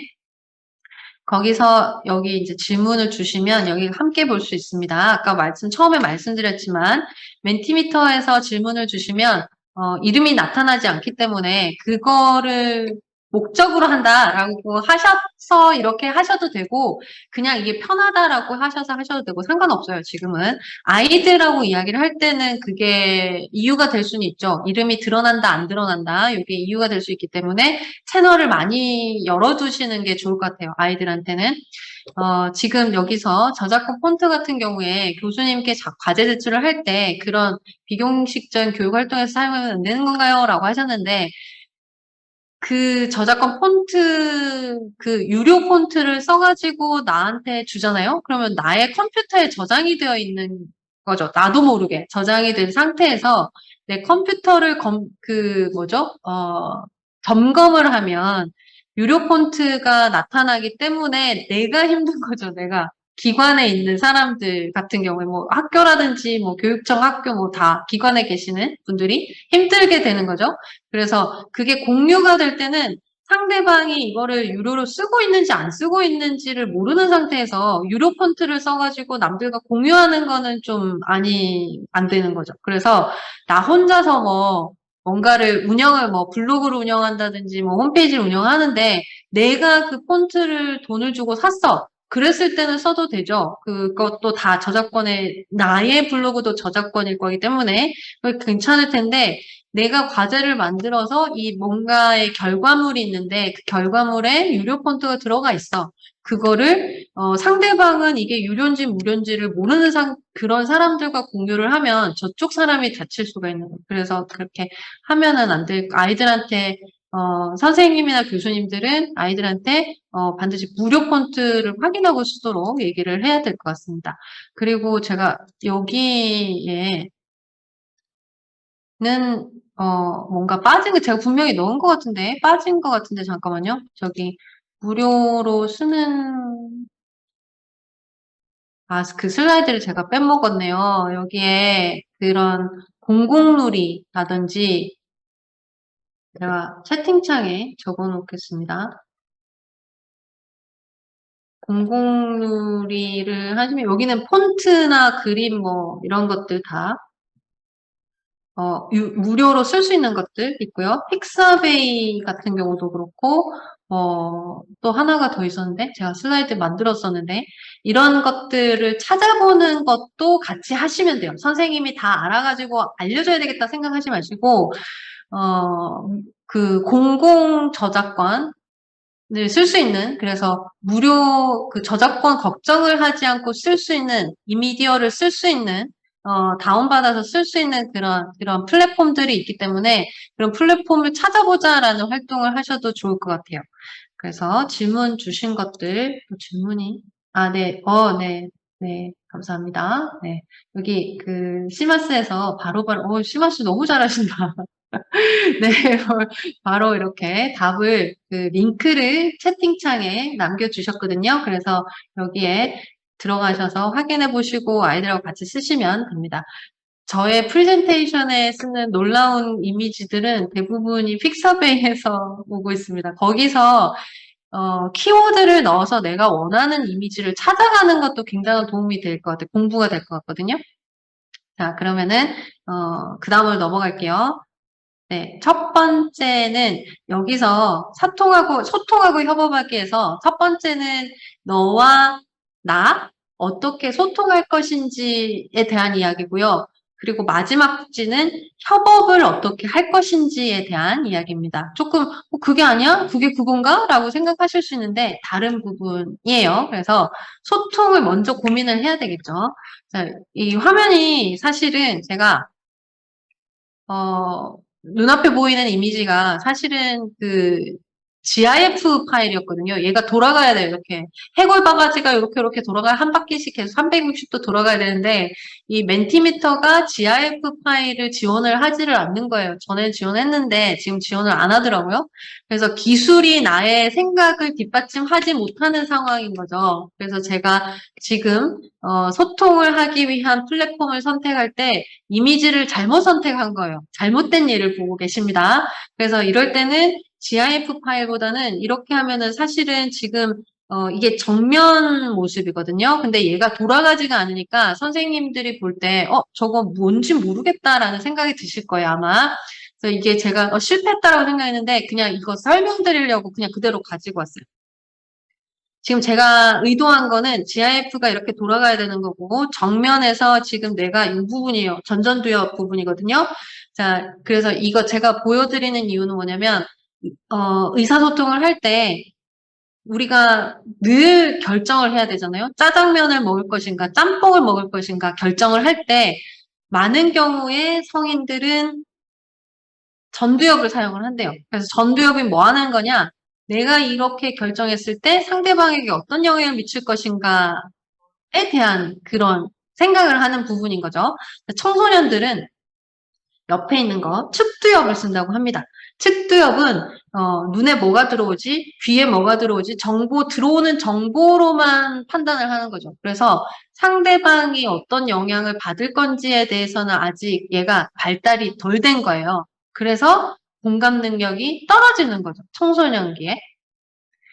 그래서 소통을 할 때 뭔가 삐걱삐걱 되는 경우가 생기고요. 그리고 중학생 키워보신 분은 아실 텐데 학교에 계신 분도 아시겠죠. 제가 도대체 왜 저러나 이런 경우가 있을 텐데 그런 거의 대부분이 이제 전전두엽이 잘 안 커져서 상대방이 어떤 마음인지 어떤 기분인지에 대해서 생각을 못 한다는 거예요. 이게 얘가 나빠서가 아니라 아직 발달이 덜 됐기 때문에 그렇다는 거죠. 자, 화면에 보시는 거는 심장입니다. 심장. 네, 심장에 네, 여기 이 심장이 우리가 쉬고 있을 때는 이렇게 떨린다면 운동을 할 때는 조금 더 떨리잖아요. 이렇게 심각하게 떨리는 경우는 언제일까요?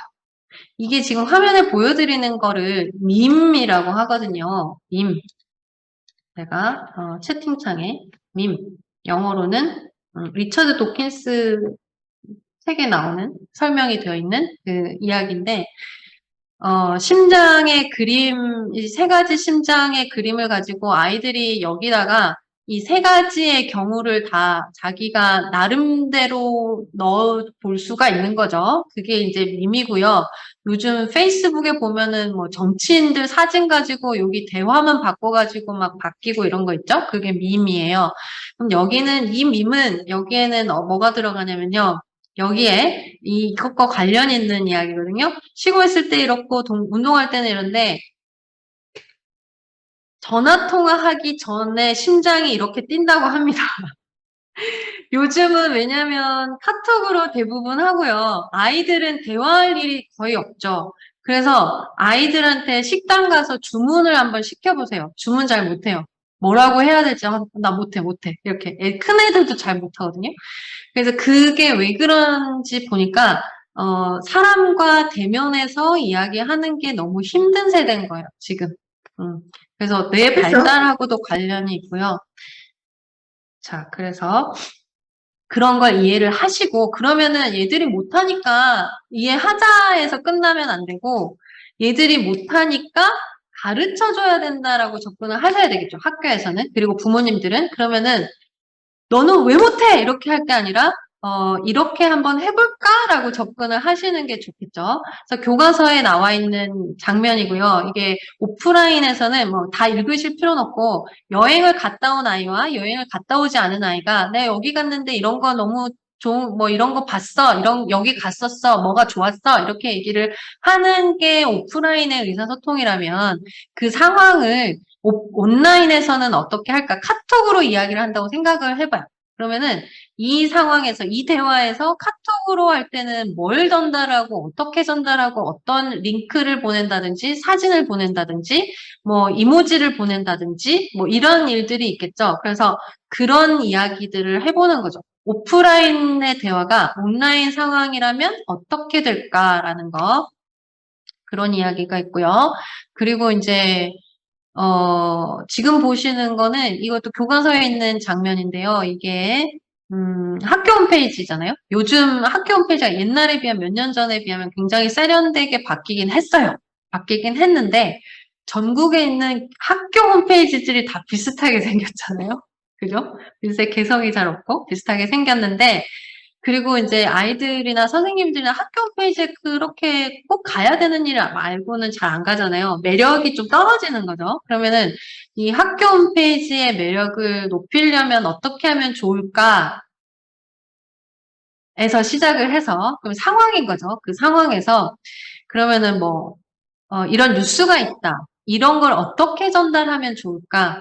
이런 동영상, 이런 거 축제를 하고 나서 어떻게 그 홈페이지에다가 이렇게 보여주면, 학교 구성원들, 뭐 학부모들 포함해서 이게 와서, 학교 홈페이지에서 뭐 이런 일이 있었구나, 뭐 이렇게 이제 할 수 있을까?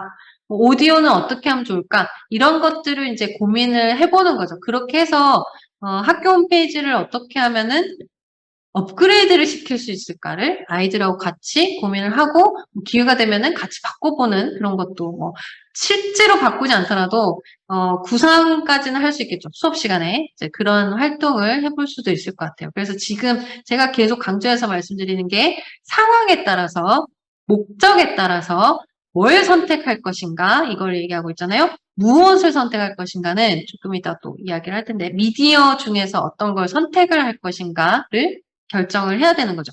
그래서 옛날 같으면은 말로 다 끝내는 이야기잖아요. 내가 뭐 지난주에 부산에 갔다 왔는데 뭐 바다가 좋았어 뭐 어쩌고 뭐 얘기로 끝날 거를 요즘은 이미지도 있을 거고 소리 파일도 있을 거고 동영상도 있을 거고 그리고 아까 제가 보여드리려고 했던 GIF 파일 이렇게 뭐 움직이는 사진 있잖아요. 이런 것들이라든지 아니면은 애니메이션이라든지 이런 파일을 그 미디어의 종류가 굉장히 많은데 이런 미디어 중에 어떤 게 그 목적에 제일 부합할까를 선택을 해야 되는 거예요.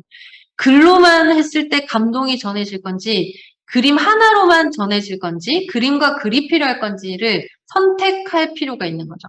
그러면 이걸 선택했을 때는 그러면 얘를 쓰려면은 뭘 하면 좋을까를 선택을 하는 거죠. 이 도구 중에 뭘 선택을 하면 좋을까인데 이게 나왔으니까 제가 잠깐만 얘기를 하면 한국에서는 한글 파일을 쓰죠. 외국에 있는 한국 사람들은 한글 파일을 쓸까요? 안 쓸까요? 오래 사는 사람들은 쓰지 않겠죠? 외국인들 쓸까요? 안 쓸까요? 안 쓰겠죠? 그러면은, 부산시청에서 예를 들어서 외국인들에게 뭔가, 뭐 무슨 대회를 하는데 지원서를 받으려고 해요. 그런데, 받는 그 지원서 파일의 형태가 한글 파일이다. 지원자가 왜 이렇게 없냐고 담당자는 막 가슴을 치고 있겠죠. 그래서 상사가 또 뭐라고 하겠죠. 홍보 좀 똑바로 해봐라 이렇게 하겠죠. 지금 21세기 지금 일어나고 있는 일인 거죠. 그래서 한글 파일을 썼을 때 상대방이 볼 수 있는지 없는지를 고민을 해야 되는 거예요. 워드 파일을 썼을 때 상대방이 볼 수 있는지 없는지 고민해야 돼. 다른 거 다 마찬가지로. 그래서 같이 이야기를 할 때, 미디어를 선택을 하고 나서 내가 편한 거를 고르기만 하면 안 되는 거죠. 소통을 하기 위한 거기 때문에 상대방도 가지고 있는지 상대방이 편하게 쓰는지 그걸 또 고민을 해야 되는 거죠. 그래서 지금 제가 멘티미터로 쓰고 있는데 멘티미터를 할 때마다 고민을 하는 게 선생님들 모든 사람들이 여기에 접속을 할까 말까 할 수 있을까 없을까를 고민을 하는데 오프라인으로 연수를 하게 되면은 항상 몇 분은 힘들어 하시는 분들이 있어요. 항상 쉽게 하더라도. 그래서 그분들 도와주면서 같이 하고 이렇게 돼야 되는데 소통에서 그래서 지금 제가 말씀드린 중요한 거는 상대방을 중요하게 생각을 해야 된다는 거죠. 소통을 할 때. 그리고 활동 중에 또 소개를 하고 싶은 게 교과서에 나와 있는 소통이고요. SNS에서 나의 프로필을 만들어 본다. 네, SNS의 계정이 아까 정체성 이야기를 했던 거를 조금 기억을 해보시면 요즘 아이들이 정체성이 여러 가지가 있고 페이스북, 뭐 인스타그램 뭐 이런 걸 하더라도 인스타그램도 아이디가 여러 가지가 있는 경우가 있잖아요. 그러면 뭐 1번 아이디로는 학교 생활하는 모습만 이야기를 하고 2번 아이디로는 뭐 자기의 뭐 동아리 활동을 한다든지 3번 아이디로는 뭐 남자친구의 뭐 이런 여행 뭐 맛집 투어 뭐 이런 것만 뭐 이런 식으로 한단 말이에요. 그러면은 이 프로필이 다 달라져야 되겠죠. 근데 많은 경우 여기에다가 자기 뭐 지금 이 친구는 지금 오큘러스를 끼고 있기 때문에 이 친구가 오큘러스 뭔가 AR, VR, 메타버스 이런 데 관심 있는 친구라는 거 알 수 있는데 많은 경우에 강아지 사진, 고양이 사진 이렇게 올라가면은 이제 뭐 하는지 너무 거기서 끝나버리는 거예요. 맥락 없이 그냥 고양이 사진이 들어가는 경우도 있을 수 있고 그래서 그런 게 아니라 자기의 관심사와 관련 있는 음악, 관심사를 보여주는 배경 이미지, 내가 보여주고 싶은 모습, 그래서 이런 게 모여서 디지털 발자취가 되고 나의 프로필이 되면서 나의 정체성이 되는 거죠. 그래서 내가 어떤 모습이 보여주고 싶은지를 생각을 하고 그 정체성을 보여주기 위해서 이런 미디어를 다 선택을 해야 된다라는 말인 거죠. 자, 아까 나왔던 거랑 또 비슷한 거 아닌가 싶으실 텐데, 자, 여기서는 왼쪽에, 네. 여기 세로를 보시면은 글, 이미지, 동영상, 오디오, 뭐 애니메이션 뭐 이런 거 있었잖아요. 이런 게 있고 여기 위에서 보시면은 뭐 플랫폼들이 좀 나와 있습니다. 플랫폼이나 뭐 사이트나 이렇게 나와 있는데 이거가 지금 업데이트돼 있을 수도 있어요. 이게 교과서가 나왔을 때와 지금 시간이 또 덜 지났기 때문에 아까 처음에 제가 말씀드렸던 것처럼 이 교과서를 가르치시는 분들은 교과서만 믿고 가시는 게 아니라 지금은 어떻게 되었을까를 찾아서 보셔야 돼요. 이게 교과서를 집필하는 순간과 교과서가 프린트되어 나오는 순간도 달라요. 이게 다르고 지금은 더 달라졌을 수도 있잖아요. 그래서 수업을 하시는 분들은 이걸 반드시 확인을 해서 업데이트된 정보를 가지고 이런 주제로 이야기를 한다라고 생각하시면 좋겠습니다. 자, 여기서 보시고 기억을 하셔야 될 부분은 뭐냐면 지금 우리가 하고 있는 게 디지털 리터러시 교과서고 디지털 리터러시잖아요. 근데 많은 경우에 지금 뭐 연수를 많이 하셨을 수도 있는데 미디어 리터러시라고 연수를 많이 들으셨을 수도 있고 미디어 리터러시나 디지털 리터러시가 같다고 생각하실 수도 있고 미디어 리터러시가 더 큰 개념에 디지털 리터러시가 더 작은 개념 이렇게 생각하실 수도 있고 전혀 다른 거다 생각하실 나름대로 생각이 있으실 건데요. 아니면 뭐 너무 헷갈려라고 생각하실 수도 있고 근데 미디어를 하는 입장에서는 이것도 미디어고 얘도 미디어예요. 미디어 정의를 찾아보시면 얘도 미디어거든요. 근데 디지털 리터러시를 학교에서 우리가 아이들을 가르치는 입장에서 예를 들어서 얘들아 미디어 중에 골라봐. 너희가 전달하고 싶은 미디어가 뭐야? 이 중에서 고르겠죠? 글, 이미지, 동영상, 오디오. 그럼 얘도 미디어를 하시는 분들은 얘도 미디어거든요. 그러면은 자 세로 미디어에서 골랐니? 그러면은 가로 미디어에서 골라봐. 이렇게 되는 거예요. 이게 용어가 정리가 안 된다면 그래서 중요한 게 용어고 개념인 거죠. 그래서 우리 교과서에서는 얘들이 미디어예요. 얘들이 글, 이미지, 동영상, 오디오. 이게 미디어의 종류이고요. 그리고 이 친구들은 인스타그램, 유튜브 이 친구들은 이런 미디어를 전달하기 위한 매체인데, 미디어 교육에서는 전달하는 매체도 미디어라고 이야기를 하긴 하지만, 이 미디어들을 전달하는 이 플랫폼이라든지 소프트웨어라든지 이런 것들은 기술이라고 이야기를 하고 있습니다. 저희 교과서에서는.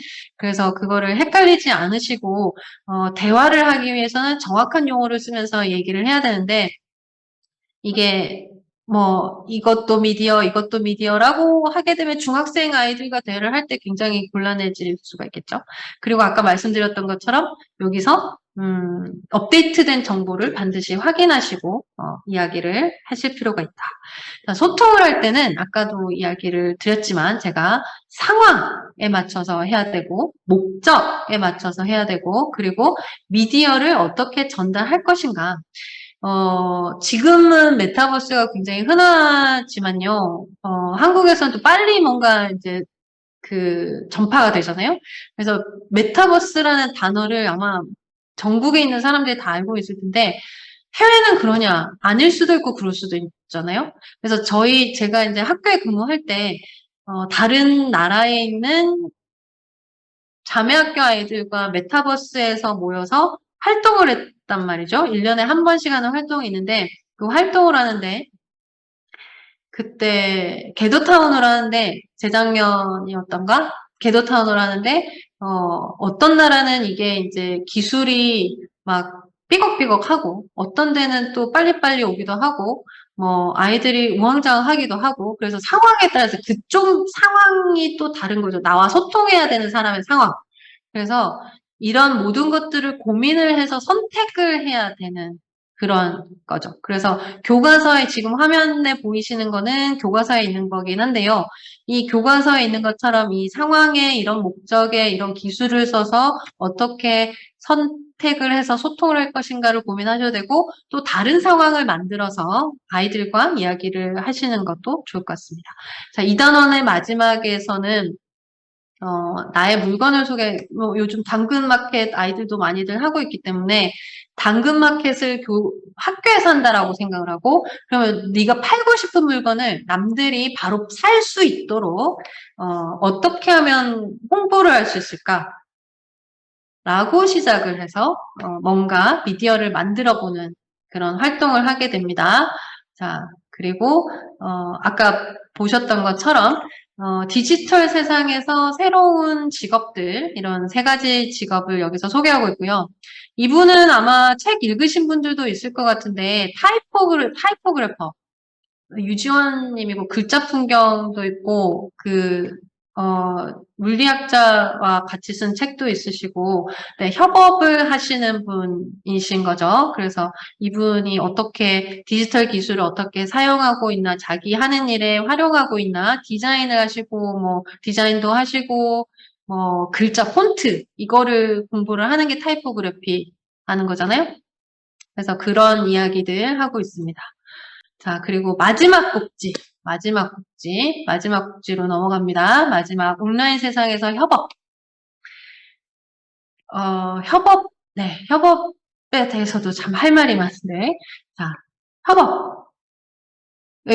지금 여기 들어오셔가지고요. 손가락이 따봉이 있고요. 이 손가락 뒤집어진 게 있잖아요. 이거 이름 뭐라고 하죠? 영어로는 thumbs up, thumbs down인데 이거 우리말로 뭐라고 해야 될지 모르겠는데 협업을 학교에서 나는 가르치고 있다. 이렇게 해주시고요. 나는 여러 가지 기타 등등 귀찮고 무섭고 이런 게 많아서 나는 하지 않는다. 이렇게 내려주시고 혹시 학교에서 가르치는 분이 아니시라면 내 아이는 협업을 안 했으면 좋겠다. 학교에서.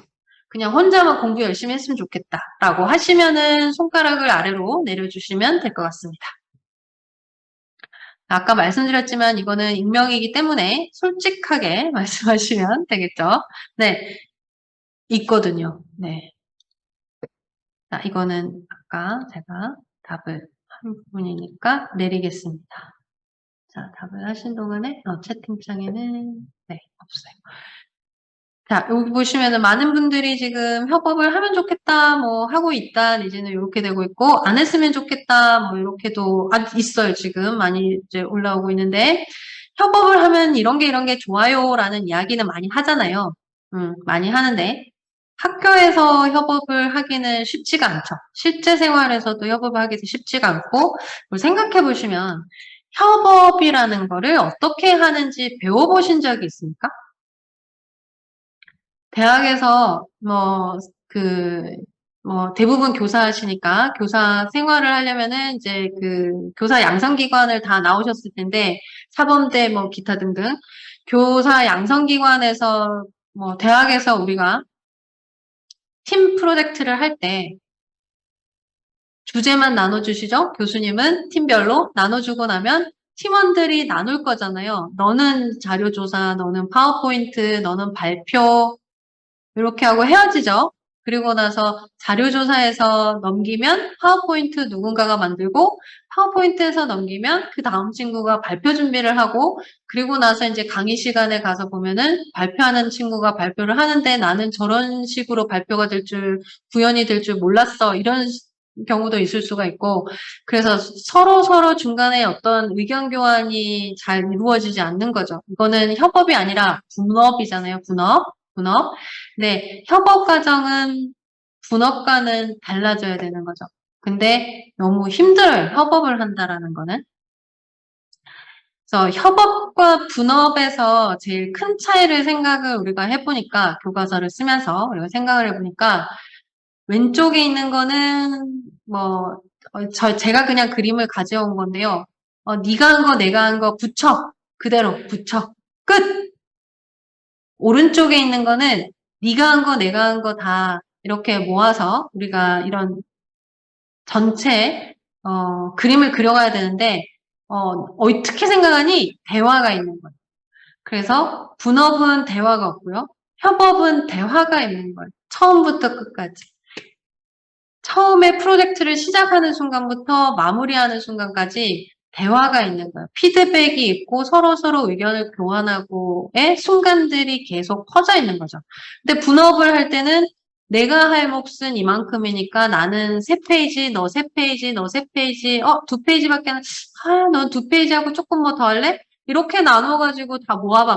모아서 하나로 만들어서 편집. 너는 편집해 2페이지 했으니까 편집해서 제출. 이렇게 하면 끝나는 거죠. 이거는 분업이지 협업이 아니잖아요. 그런데 또 불구하고 대학생들도 이렇게 협업을 하고 있다는 거죠. 안 배웠으니까. 그래서 배워야 되는 부분인 것 같고 배우는 순간이 언젠가는 있어야 되는 건데 언제 하느냐. 우리 디지털 리터러시 수업 시간에는 꼭 하셨으면 좋겠습니다. 물론 다른 시간에도 있으면 좋겠는데 근데 선생님들이 배워본 적이 없으니까 그거를 이야기하기가 좀 쉽지가 않은 거죠. 지금 제가 연구소에서 하고 있는 게 디지털 리터러시 연구를 하고 있거든요.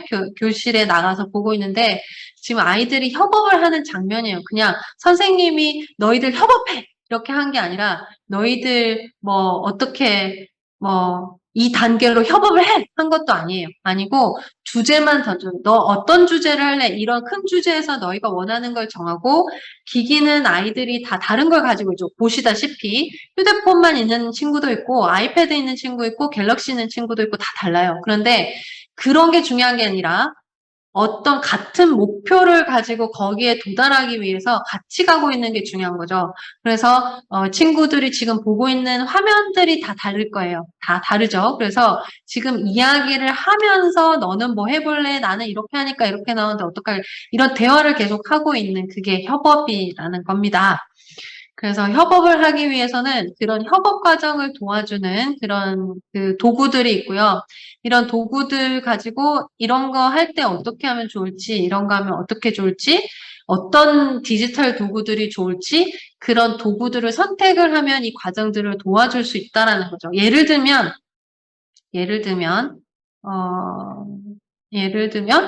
이런 브레인스토밍 하는데 이게 있으면 좋겠죠. 이렇게 있으면은 이게 디지털 앱인 거죠. 이게 스토리튜브 이런 것도 있고, 또 마인드 마이스터 이런 것도 있고, 최근에 말이 많았던 알집? 그 회사에서 나오는 거긴 한데, 이거는 설치해서 쓰는 거기 때문에 문제는 없을 것 같기는 합니다만, 이런 거라든지, 교과서에 뭐 얘가 나와 있긴 합니다. 이런 것들 가지고, 알맵 같은 경우는 혼자서, 알맵이 아니고 알마인드였어요. 알마인드는 설치해서 혼자서 쓰는 거고요. 마인드마이스트 같은 경우는 협업해서 이거를 마인드맵을 만드는 거죠. 그런 거라든지, 또, 뭐 미디어를 공유를 해야 되면은 공유 드라이브를 쓴다라든지 뭐 여기서 보시면은 문서에서 문서 작업을 같이 할 때 구글 닥스에서 여기 그 메시지를 적어가면서 쓸 수 있는 거죠. 이런 과정에서 같이 대화를 나누면서 나 여기 좀 고쳐야 될 것 같아. 안 고쳐도 될 것 같아. 뭐 이런 대화를 하면서 이제 해 나간다는 거죠. 그런 과정이 있는 거고 여기서 뭐 이건 제가 수업했던 장면인데요. 여기 동그라미 뭐 요즘은 되게 익숙하게 쓰시긴 할 텐데 여기 동그라미 나와 있는 게 아이들이 한 명, 두 명, 세 명, 네 명, 다섯 명 이렇게 이제 누가 여기서 쓰고 있는지가 보이잖아요. 그래서 협업하는 과정이 좀 더 수월해지고 효율적으로 바뀌는 거죠. 그래서 뭐 무임승차자라든지 이런 일이 조금 줄어드는 게 디지털 기술이 가지고 있는 그런 기능을 쓰기 때문에 이런 게 생기는 거예요. 그래서 제가 선생님들과 면담을 할 때 디지털 리터러시를 수업 시간에 어떻게 활용하고 있는지에 대한 이야기를 할 때 디지털 기술이 이렇게 가지고 있는 기능들이 있기 때문에 그런 기능들이 협업 과정을 좀 더 도와준다라는 거죠. 예를 들어서 한 가지 얘는 이렇게 데이터가 다 쌓여 있잖아요. 지금 만약에 예를 들어서 제가 사실은 선생님들 위해서 뭔가 같이 해보려고 오신 분들 다 같이 뭔가 해보려고 뭔가 준비를 해놨거든요. 여기에 음,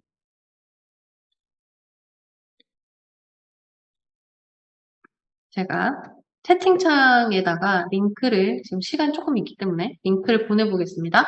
여기 접속을 하시면 여기 들어오실 수 있거든요. 여기 화면에 갑자기 아이들 쓰는 냅다, 뭐 중학생들 요즘 많이 쓰는 단어죠. 냅다, 갑자기 협업을 하게 되는 일인데 아래쪽에 보시면은 지금 제가 이렇게 표를 만들어놨기 때문에 뭘 써야 되는지 아실 것 같아요. 그래서 아래쪽에 시트를 보시면 음, 다들 전국에서 오셨을 거기 때문에 강원도, 경상도, 서울, 경기, 전라, 제주, 충청 이렇게 해놨거든요. 그래서 원하시는데 자기가 있는 곳에 들어가셔도 되고 아는 데 가셔도 되고 마음대로 가셔가지고 여기다가 아무거나 적어보시면 되는데요. 사실은 제가 표를 그릴 때 여기 하나에만 그려놨어요. 경상도에만 표를 그려놨거든요. 그래서 다른 데 가시는 분들은 이거를 복사해서 컨트롤 C, 컨트롤 V 하셔야 될 거예요. 네. 여기서 다른데 가신 분들 표를 붙여넣기, 네. 충청도 표 붙여넣기 하셨습니다. 그러면 네, 그렇죠. 부산의 이야기는 지우시고 다시 쓰시면 되겠죠. 네. 또 다른데 강원도 없으시고요. 네. 서울, 경기 왔습니다. 네. 전라도 없으시고요. 제주도 없으시고 충청도는 표만 왔어요. 뭐 다 안 하셔도 되고 어쨌든 이런 과정을 거쳐서 할 수 있는데 여기서 만약에 여기에서 네, 한 번 더 보도록 할게요. 네. 자, 지금 보시는 거는 제가 수업 시간에 협업하는 과정 중에 하나인데요. 아이들과 엑셀만 가지고도 훌륭하게 수업을 할 수 있다라고 해서 선생님들 연수할 때도 보여드리는 방법이기도 한데 모둠별로 바로 옆에 다 쓸 수 있잖아요. 그래서 여기서 부산만 다 있으신 건 아니죠? 그쵸. 다른 데도 가시는 거죠? 네. 네, 그렇습니다. 네, 여기는 안 쓰시고 계신데, 지금 서로 얼굴도 모르시잖아요. 그래서, 이거는 지금 대화가 크게 필요한 경우가 아니기 때문에 지금 아무도 여기다가 쓰시는 경우가 없는데, 아이들하고 교재를 써머리하는 그 단락별로 요약하는 활동을 할 때는 아이들이 여기다가 어쩌고저쩌고를 이야기를 해요.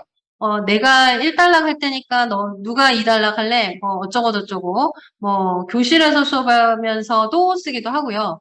원격 수업할 때는 당연히 이런 공간이 필요하죠. 대화하는 공간이. 그래서 대화할 수 있는 방법들이 있기는 해요. 뭐 스티커를 붙이고 뭐 코멘트 달고 하긴 하는데 엑셀의 좋은 점은 공간이 굉장히 넓다는 거잖아요. 그리고 공간이 나눠진다는 게 장점이기 때문에 아이들이 여기다가 대화를 하기도 해요. 이렇게 대화를 하고 뭐 점심 먹었냐? 뭐 이런 얘기도 하고 뭐 제가 가서 같이 대화를 하기도 하고요. 그리고 여기다가는 결과물이 나와야 되는 거겠죠. 그래서 엑셀로 협업을 하는 과정인데 지금 선생님들과 지금 하는 순간은 협업까지는 아닌 거죠. 대화가 없기 때문에 그냥 자기가 알고 있는 것만 다 쏟아내고 계시잖아요. 이렇게 하는 게 분업인 거죠. 이렇게 하는 게 분업이고 혹시나 이걸 가지고 조금 더 뭐 우리가 좀 더 길게 한다. 이런 거 있죠. 이런 거. 그러면은 부엉이에게 가고 싶네요. 그럼 부엉이에게 정확한 주소를 좀 주세요. 뭐 이렇게 한다면 누군가가 대답을 하고 그러면은 우리가 이거를 뭐 가나다 순으로 바꿔볼까요? 라든지 아니면은 뭐 지역별로 또 색칠을 해볼까요? 라든지 그런 이야기들을 하게 되면은 이제 협업의 과정으로 넘어가는 게 되겠죠. 그래서 지금 제가 짧지만 협업과 그 분업에 대해서 간단하게 얘기를 드렸고요. 그래서 이게 교과서에 있는 활동인데, 어떤 주제를 주고 아이들한테 어떤 도구를 쓸 것인지, 어떻게 나눌 것인지, 언제 만나서 할 것인지, 이런 얘기를 하면 된다라고 하시면 될 것 같아요. 그럼 제가 또 몇 가지 또 말씀드리면, 제가 얘기를 하려다가 말았네요. 선생님들하고 제가 대화를 했을 때, 선생님들 말씀이 디지털 도구가 협업을 도와주는 이유는 뭘까요? 라고 제가 질문을 드렸더니 첫 번째는 다 같이 동시에 같은 장소에 있지 않아도 협업이 가능하다라는 거죠. 그래서 아까 우리가 지금 하고 있는 것처럼 지금 이렇게 하고 있잖아요. 동시에 없을 수도 있죠. 그리고 같은 곳에 있지 않잖아요. 그렇지만 협업을 할 수 있다라는 거잖아요. 그죠? 이게 장점이 되고요. 그 디지털 기술이 우리를 도와주는, 협업을 도와주는. 또 두 번째, 다른 선생님이 하신 말씀은 뭐냐면, 여기에 이렇게 데이터가 쌓여 있잖아요. 그러니까 이 데이터를 보고, 그 다음에도 우리가 뭔가 생각할 수 있다라는 체육 선생님의 말이었고요. 세 번째 이야기는 또 뭐냐면, 아이들한테 협업을 할지 말지를 선택권을 주는 선생님이 있었어요. 주는 선생님이 있었는데, 협업을 하지 않았던 친구가 조금 이제, 나는 귀찮은데 싫은데 이렇게 하고 이제 빠졌던 친구가 결과물 지금은 하고 있는 과정이잖아요. 그런데 그 마지막 결과물을 보고 너무 괜찮아 보여. 나도 저 과정에 있으면 좋겠어. 이런 생각이 들어서 나중에 쭈뼛쭈뼛 선생님한테 와서 선생님 저도 이거 하면 안 돼요? 이렇게 얘기를 했다고 합니다. 그래서 디지털 기술이 우리 협업 과정을 많이 도와준다라는 기술적으로 그래서 디지털 협업이라는 키워드가 굉장히 중요한 말입니다. 중요한 말이고 우리 교과서에서 이렇게 다루고 있기 때문에 선생님들이 협업이라는 거, 분업과 어떻게 다른지 이걸 정확하게 아시고 접근을 해주시면 좋을 것 같아요. 자, 마찬가지로 프로젝트 학습 있고요. 마지막에는 또 똑같이 마찬가지로 인터뷰를 했고, 직업도 나와 있고요. 자, 이분은 한국예술종합학교 교수님인데, 이 교수님이 협업을 굉장히 많이 하세요. 굉장히 많이 하시고, 예술가들이랑, 그리고 기업, 정몽주 재단하고 최근에 해가지고, 임윤찬 군 피아니스트, 뭐, 강원도에다가 불러다가 연주하고, 뭐, 이런 것도 하고, 구청, 시청 뭐, 이렇게 하기도 하고, 뭐, DMZ도 가셔서 뭔가 하시기도 하고, 그래서 그런 협업에 대한 키워드에 대해서 좀 설명해 주십시오라고 이제 이렇게 말씀드렸고, 그래서 아까 말씀드렸던 것처럼, 여기 나와 있는 인물들을 친구들과 인터넷에서 검색을 해보시면 기사들이 뜰 거예요. 그럼 그 기사에서 보고 디지털 기술을 어떻게 썼는지, 어떻게 협업을 했는지 그 키워드에 대해서도 이야기를 아이들과 찾아가면서 하시는 것도 좋은 방법일 것 같아요. 지금까지 이렇게 교과서 1단원 그리고 3단원에 대해서 이야기를 했고요. 제일 중요한 거는 디지털 리터러시, 제가 리터러시 문해력 연구를 하고 있어서 21세기의 제일 중요한 문해력은 엘빈 토플러가 말씀하셨죠. 요즘은 많이들 이야기를 하는데 러닝, 배우고 언러닝, 배웠던 걸 다시 영의 점으로 다시 돌아가야 돼요. 잊어버리고 그리고 나서 다시 리러닝, 새로 처음부터 다시 배울 수 있는 그런 자세가 필요하다라고 이야기를 했는데 옛날에는 어른들한테 우리가 배웠잖아요. 우리가 살아가는 기술을 어른들한테 배웠는데, 최근에는 아이들이 어른들한테 안 배우죠. 그래서 인터넷으로 배우고 유튜브로 배우고 있기 때문에 어른들에 대한 존경심이 없는 거죠. 너희가 나한테 가르쳐 준 게 뭔데? 이런 자세에서 출발하는 거예요. 그런 상황에 야, 나 때는 이렇게 하면은 이제 대화가 곤란해지는 거죠. 그래서 디지털 리터러시 교과서는 아이들한테 가르친다는 입장에서 출발하시는 것보다 내가 먼저 이런 관점들을 생각해 봐야 되겠다 해서 출발을 하시면 좋을 것 같고, 지금 화면에 보이는 이 친구들은 디지털 원주민인 거죠. 디지털 이제 네이티브잖아요. 이 친구들이 나보다 더 많이 다 알고 있어. 근데 얘네한테 뭘 가르쳐줘? 라는 관점에서 하시면 안 되고, 이 친구들은 지가 하고 싶은 것만 해요. 이걸 오늘 제가 말씀드린 거에 대해서 제대로 알지 못할걸요? 그래서 이런 조금 더 깊이 있고 좀 전문적이고 복잡하고 이런 관점에서 선생님들이, 부모님들이 이야기를 해주실 필요가 있을 것 같습니다.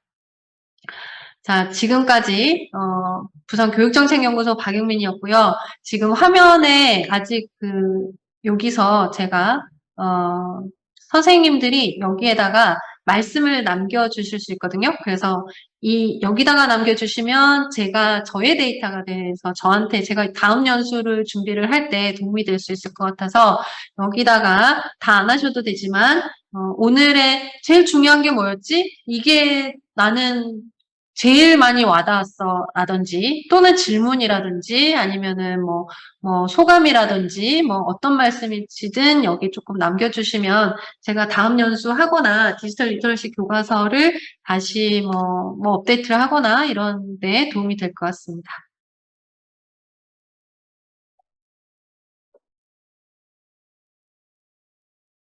네, 디지털 리터러시가 다 알 것 같은데 라는 생각을 할 수도 있지만 그렇지 않구나라는 거, 그리고 이야기할 거리가 너무 많구나라는 거 생각을 좀 하셨을 것 같은데요. 저는 이거 학교에서 가르치는 것도 중요한데 관리자분들도 좀 배우셔야 될 것 같은 생각이 들고요. 그리고 또 학부모들도 제발 좀 했으면 좋겠는데, 그래야 이 아이들한테 그냥 폰 보지 마! 이렇게만 하는 게 아니라, 조금 더 이렇게 제대로 된 대화를 할 수 있을 것 같거든요. 그래서 혹시나 학교에서 학부모 교육이라든지 선생님이라든지 그리고 전 내일은 학교에 가서 고등학생들 대상으로 비슷한 연수가 아니라 워크숍이겠죠? 강의를 진행을 할 건데 그런 것들이 필요하신 경우에도 연락을 주시면 좋을 것 같아요.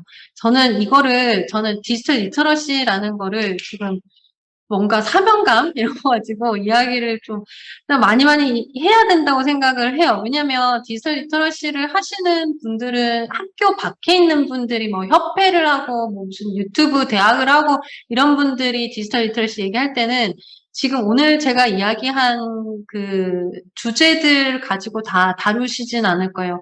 다만 하시는 게 어떤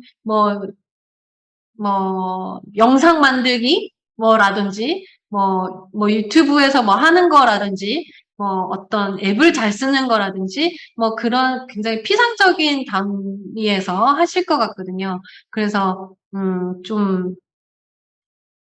네. 이거는 네, 실제는 지금 지난 학기가 첫 번째 학기라서 두 학교에서 진행을 했고요. 이거는 제가 지금 연구 보고서로 쓰고 있는 중이라서 연말 지나면은 이제 접근이 가능하실 것 같습니다. 네. 비밀번호, 네, 중요하죠. 비밀번호. 네, 혹시나 질문이 있을까 해서 지금 제가, 네, 질문은 없고요.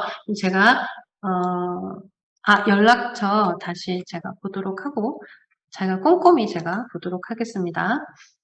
자, 여기 연락처는 이렇게 화면에 보이실 거고, 설문조사 지금 여기 채팅창에 설문조사 있습니다. 그래서 반드시 들어가셔가지고 설문조사 남겨주시면 뭐 주신다고 했어요. 시마스에서 기프티콘 주신다고 했습니다.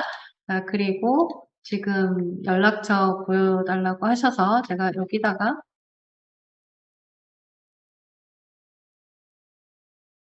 이메일 주소 외우기 쉽게 제가 다시 만들었거든요. 그래서 외우기 21세기의 디지털 공원이라고 생각하셔도 되죠. 박씨라고 생각하셔도 되고, 아무튼 그렇습니다. 자, 그러면은 혹시 또 질문 뭐 다 같이 이야기할 필요가 있는 그런 질문 하나 들어온 것 같아요. 여기. 네. 아까 좀 전에 말씀드렸죠. 지난 학기에 2개 학교에서 진행을 했고요.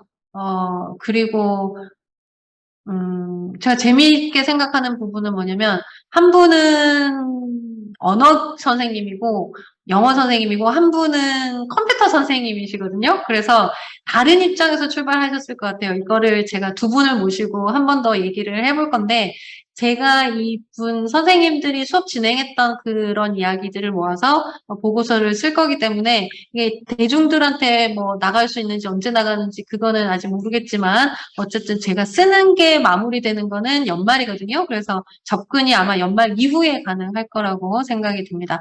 좀 더 많은 학교에서 이 수업 진행을 했으면 좋겠고, 수업 진행을 하신다면 지금 아까 들어오신 것 같은데 오정훈 연구사님이 오종원 장하사님이 수업하시는 선생님들이 바로 그냥 수업만 하실 수 있게 굉장히 편하게 사이트를 준비를 해 놓으셨거든요. 저희가 같이 만들긴 했지만. 그래서 수업하시는 선생님들 지원은 시마스에서도 지원을 하시고, 부산시 교육청에서도 지원하는 데가 있고 하기 때문에 너무 겁먹지 않고 하시면 될 것 같아요. 그래서 많이들 이제 혹시나 학교에서 지금 들어오신다면 많이들 수업을 좀 하시면 좋을 것 같습니다. 네. 또 혹시 또 다른 질문이 있으시면 마이크 켜셔도 되고요. 여기다가 쓰셔도 되고, 그렇죠. 학교에서 채택을 해야 되는 거죠. 그래서 교육청에서는 교장 선생님들에게 홍보를 하신다고 하셨는데 하셨는지는 제가 잘 모르겠어요. 그런데 그런 이야기를 선생님들이 입을 모아서 이야기를 조금 해주시면 또 좋을 것 같고, 또는 학교에서 이런 연수 선생님들 대상으로 어떤 연수라든지 아니면 학생들 대상으로 잠깐의 강의라든지 이거를 먼저 해보고, 그리고 수업으로 넘어가는 것도 괜찮을 것 같고요. 그리고 또 질문을 주셨는데, 고등학교에서는 교과서는 없는 것 같아요. 그게 들어갈 자리가 없는 것 같아요. 교육 과정이 들어갈 자리가 없는 것 같다고 그때 말씀을 하셨던 것 같거든요. 그래서 고등학교 교과서는 만들진 않았는데, 지금 제가 내일 연수하실 이성철 선생님이랑 저랑은 지금 교과서 쓰고 나서 이거 대중들을 위한 책도 쓰는 게 좋지 않을까라고 거기까지 얘기를 했고, 고등학교 교과서는 없어요, 지금. 네. 오정훈 장하사님 혹시 답을 하실 수 있나요? 지금 들어오신 것 같긴 한데. 네, 시간이 다 됐죠? 지금 9시까지 늦은 시간에 또 아무 연수 시간도 드리지 않는데 여기 또 오셔가지고 하신 선생님들 다 감사드리고요. 다른 말씀 없으시면 여기까지 하는 걸로 하겠습니다. 네, 너무 고생 많으셨고요. 감사드립니다.